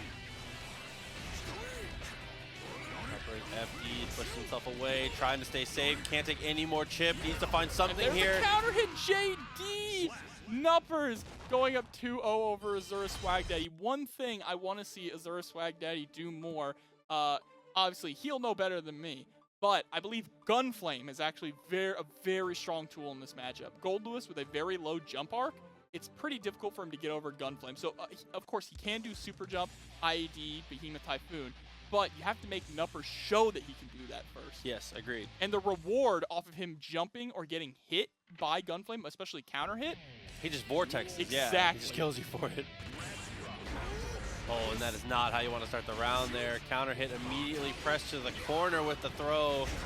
And gets him with the overhead counter hit, too. Oh, my God. Go for the super. He's going to save the meter. BRC forward is something we normally see, but no, the 6H. He cancels his vortex too early, though, and gets thrown. The PRC tech to make it invincible on wake up to get the throw. Wow, flying. Bro, the super dash from Goldlewis, man. It is now set point for Nupperz. Nupperz wants to get to losers finals here. Block, better punish. Oh, getting caught jumping with the vortex. That's another really great tool. So is Fafnir. Goldlewis does not really have. Goldlewis has a really hard time jumping over Fafnir. Okay. All right, 5K, and then nothing. He does 5 feet, wakes up and jumps out. Again with that JD. That is the button. Nice whip punish though, AsuraSwagDaddy. Gotta look for one more thing here. Has to block all of the drone, but mashes 5K afterwards. RC forward, it's enough! And Nupperz 3-0 clean over AsuraSwagDaddy. Goes from one soul and has to move straight into another here. Yo, does Nupperz have a Twitter? I need to know. Yeah, I want to know.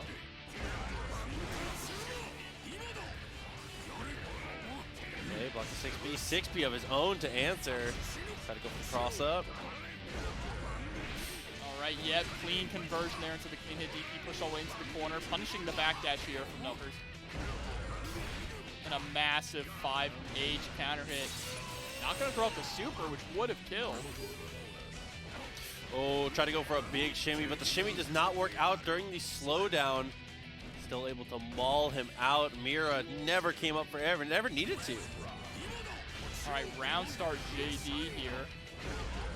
Again, just getting hit by that counter hit 5H. Nupperz is sitting here trying to press 2B in between these block strings.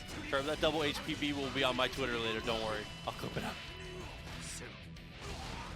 Out the throw, dash up. Oh, the gold burst on the mix-up attempt. I really like that a lot. One blocks the low as well. But no, you just can't block forever. 6P's the Behemoth Typhoon, and then a DP here. Mira's crazy. All right, catching the backdash there. Okay, dude, what a finish to that. Mira, this I think it is a tough situation here for Nupperz because playing from one player to the next, same character, drastically different styles, is definitely a culture shock. So I would expect Nupperz to lose the first game.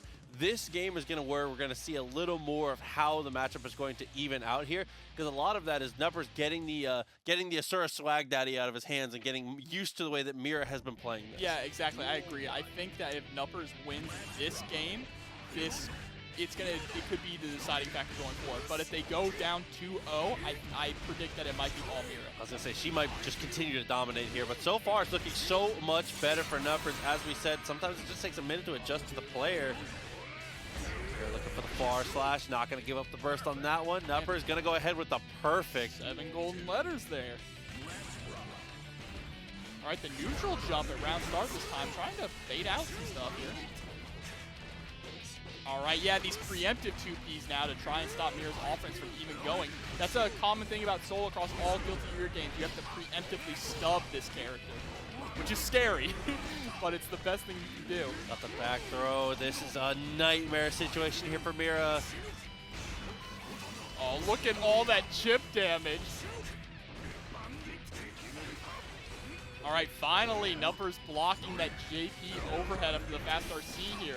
6B into the bandit. Oh, dude, he still gets to throw. And I love the patience here, too, from Nupperz. Nupperz is throwing out the drone and doing nothing. So if Soul tries to wake up DP, the drone will hit Soul, and you can get a full conversion off of it. If they don't, you just wait a little bit and then try and mix them up afterwards. It's incredibly smart. So one apiece. Now Mira has had an opportunity to see what Nupperz looks like on the offense. So it's her time to get a little bit of time to adapt back.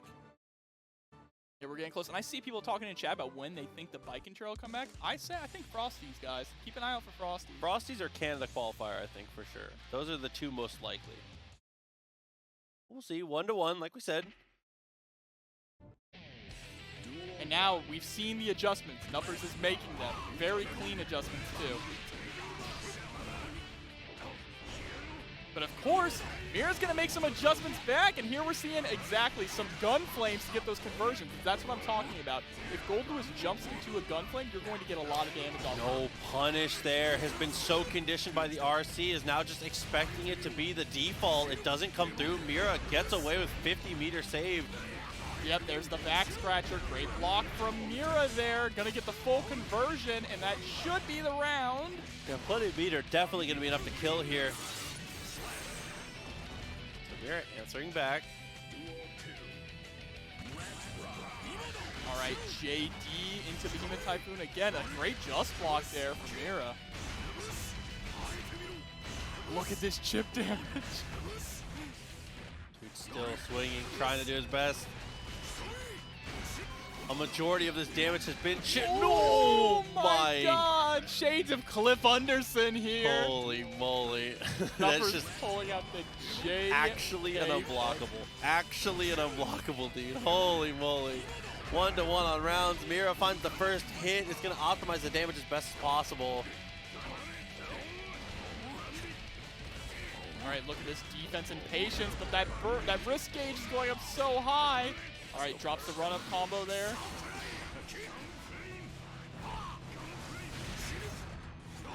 Okay, nice. All right, there's the drone. The drone goes away right before. That would have been the sickest throw of my life. All right, great whip punish there with the 6-8. Yeah, definitely play footsies with him. I think it's a good call. Yeah, but Behemoth Typhoon has a lot of recovery, so you can definitely play footsies with Goldlewis if you have the reach. Oh no, that 6H not killing might end up being a back nightmare. Scratcher, and that's going to be it. 2-1 for Nupperz here. Oh no, that 6H not killing was such a nightmare. Mira, she was so sure, just went straight in for it. It did not work out. Now, that's what I was talking about before. If Nupperz took that second game, I think that this might be Nupperz's entire set. But Mira, of course, still has one more life left to live. So let's see if she can pull through. She's making great adjustments here. The gun flames are working out. Nupperz still hasn't shut that down, but she might want to play footsies a little bit more. Nice chest block, gets the burst out actually. Nupperz trying to keep early with the momentum. That was kind of crazy. I like the DP. All right, nice 5K. Keep the pressure going. Oh, same side. Oh my the side god. switch! All right, yeah. Okay. Nupperz is kind of okay. nice. He's kind of nice. Trying to go for the backdash out of there. Gets the throw. Mira, one more touch. Oh no. Back scratcher? No, goes backwards. Meter. Oh no, and the gun flame gets dashed over Holy Nupperz. shit. Oh my god.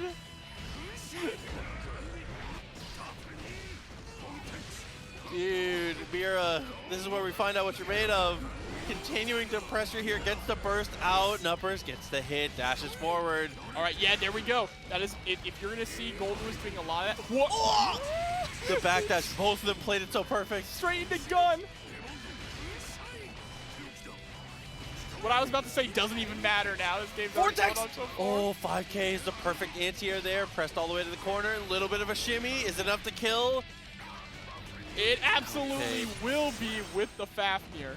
Plenty of damage here. Rounds even. Nupperz sitting on set point still. There's the 6P at maximum or close range here. Oh. Safe jump. Oh my god. Again, same thing. 5K comes out. Back dashes after that. Takes the 6S on the chin. Mira, nice juggle. Drops the combo though. No. Oh my. Okay, blocks it. No Doesn't punish. get a good punish though. Oh, that's a heartbreaker of a no punish here, and that's a great amount of damage down. Nupperz needs one more touch. Mira, you've got to cash this out as far as possible. Oh, Mira tries to bait out the burst really hard there though at the end of the combo. Oh no.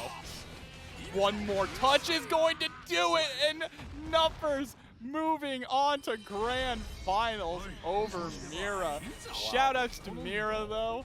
Insane soul play. Thank you so much for coming out. We hope If they want to go straight in, we don't want to stop them for bets. That's the only reason. All right, this is a run back too.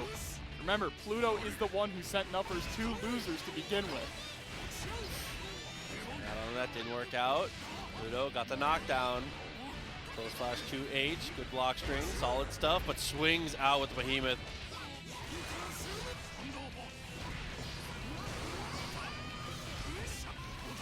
All right, the PRC backwards from both players here to avoid these buttons. All right, we're gonna see a safe jump there, and it hits too. This time goes for the cross-up version of it. Nice backdash and a better dolphin. And these whiff punishes with the Dolphins are so clean here. from Pluto. No, that's gonna be a wall break. Oh my god. So sick with the JK straight to the super here. Pluto first round. Pluto is crazy. All right, the big just golf swing there. Great throw tech. Really big tech. Trying to go for the jump over. Has an instant air dash to get across. Now this is interesting the way that that Nupperz is playing this matchup a lot now, being a lot more airborne than we were seeing in their last set. Kind of lucked out that it hit the way that it did.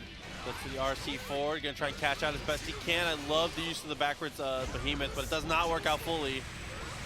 And that gun was so unbelievably meaty. Gets the back scratcher. Somehow crosses up. Somehow manages to make it behind, dude. Wow, that counter hit range on that 5H was absolutely mental here. Wasn't able to punish on 3K though. Typhoon tried to go for the gun afterwards. What an air-to-air. Throwing out these behemoth typhoons. It goes for the overhead one, went for a second one, but Pluto jabs out of it. I'm starting to think these aren't mistimed meaties. These are purposefully mistimed meaties to try and just get them to possibly press and then counter hit them with the 2K. It seems like that might be what it means, because it's happening too many times. Or maybe it's just the nerves of grand finals, mistiming those meaties. Very true. Dude, yeah, I see you guys talking about it a lot in the chat. Is part of the reason the Goldlewis matchup is so difficult for anyone is FD is FD is the most important thing against Goldlewis, and it takes so much of your meter to FD effectively against him. He just vamps your meter so badly. Yeah, absolutely. FD and backdash are your friends here to get out of his range. Yeah, depending on the behemoth, a lot of the time backdash is like the only answer that is like effective. It's really, really terrible. And the reason why you're seeing him using meaty behemoth typhoon instead of meaty close slash or something like that is because if he meaties you with a button and you are FDing on wake up, you can push him out of range of his behemoth typhoons. And is this gonna hit? Okay, she recovered just in time. Whiff punish is the 2S attempt though. Again, the way that Nupperz utilizes air behemoth typhoon is absolutely just picture perfect. It's like fine art. Oh, the 6K! Too tough, too tough. Too many mix-ups in a row. Pluto really does not want to let this go to a reset here. And look how far that far slash reaches, just forcing Nupperz to block even after an air dash there.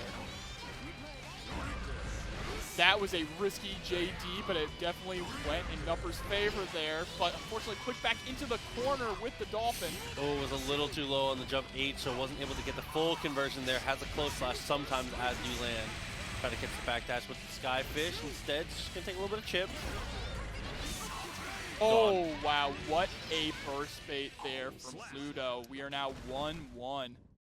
Yeah, Nupperz did a lot of it right, too. He waited until Mei was close, because that's one of the hardest things about bursting against Mei, is when she's riding the Dolphin, there's the wind-up of riding the Dolphin. So if you burst too early, she will be in the process of getting on the Dolphin, you burst, and then she flies at you and just kills you. So, like, you be really careful about your timings, man. Nupperz did everything right, but Pluto knew he was going to do everything right. Just RC's late. I mean, that's exactly why Pluto is sitting in winner side of Grand Finals right now, right? I mean, again, Pluto is the one who sent Nupperz to loser, so this is a run back. Pluto, I believe it was like a clean 3-0 also. Yeah, it was not super competitive, to be honest. A lot of it was like Nupperz getting hits, but not being able to close it out. It's 3-1.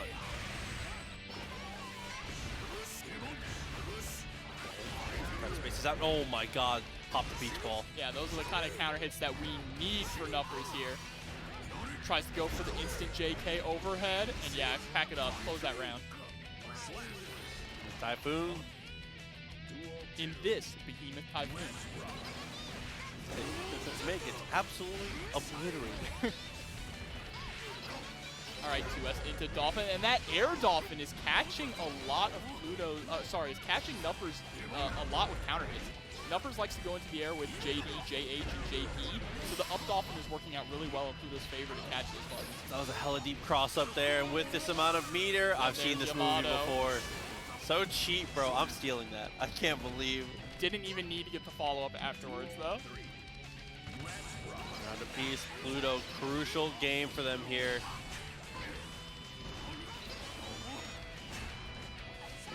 Oh no, that's gone. You have to get burst back. Oh no, he's dead. He lives this. Yeah, he he's gets not hit. going to get burst back in time. That's so unfortunate. Oh. Yeah, so what you're seeing there, guys, we've seen it about 3 times tonight, is Mei is allowing the bounce from the wall to, she's delaying her cancel into the whale super until he gets just above her so that he flies backwards, gets hit by the whale, brought forward, and she can continue the combo. It's completely nasty. Yeah, because 2H pulls them backwards. She's doing Goldlewis damage. This is Mei damage. The nautical damage. Nautical. So see, can Pluto continue to march forward and actually close this out? Nupperz about to do the damn thing. All right, again, the patented Suki 5B, the Typhoon. And see, every single time, Nupperz goes for the overheads in those situations. You need to start mixing in some of these low Behemoth Typhoons. When you get the low Behemoth Typhoon option, the 842, you get a full combo off. Oh, and that is, again, same thing there. After close slash and after 2H, there's just not a lot you can do to convert off of that, man. And Pluto is at tournament point now. Okay, close slash connected. It is not looking good for Nupperz here with the counter hit. Oh, dude, hit after hit. A little back dash attempt, couldn't quite get there, gets the throw, one more touch will do it. And the cross up 2. And the overhead kiss gonna close out with the 2S afterwards. And the perfect to capitalize it. Pluto is your TNS champion this week, guys. Damn.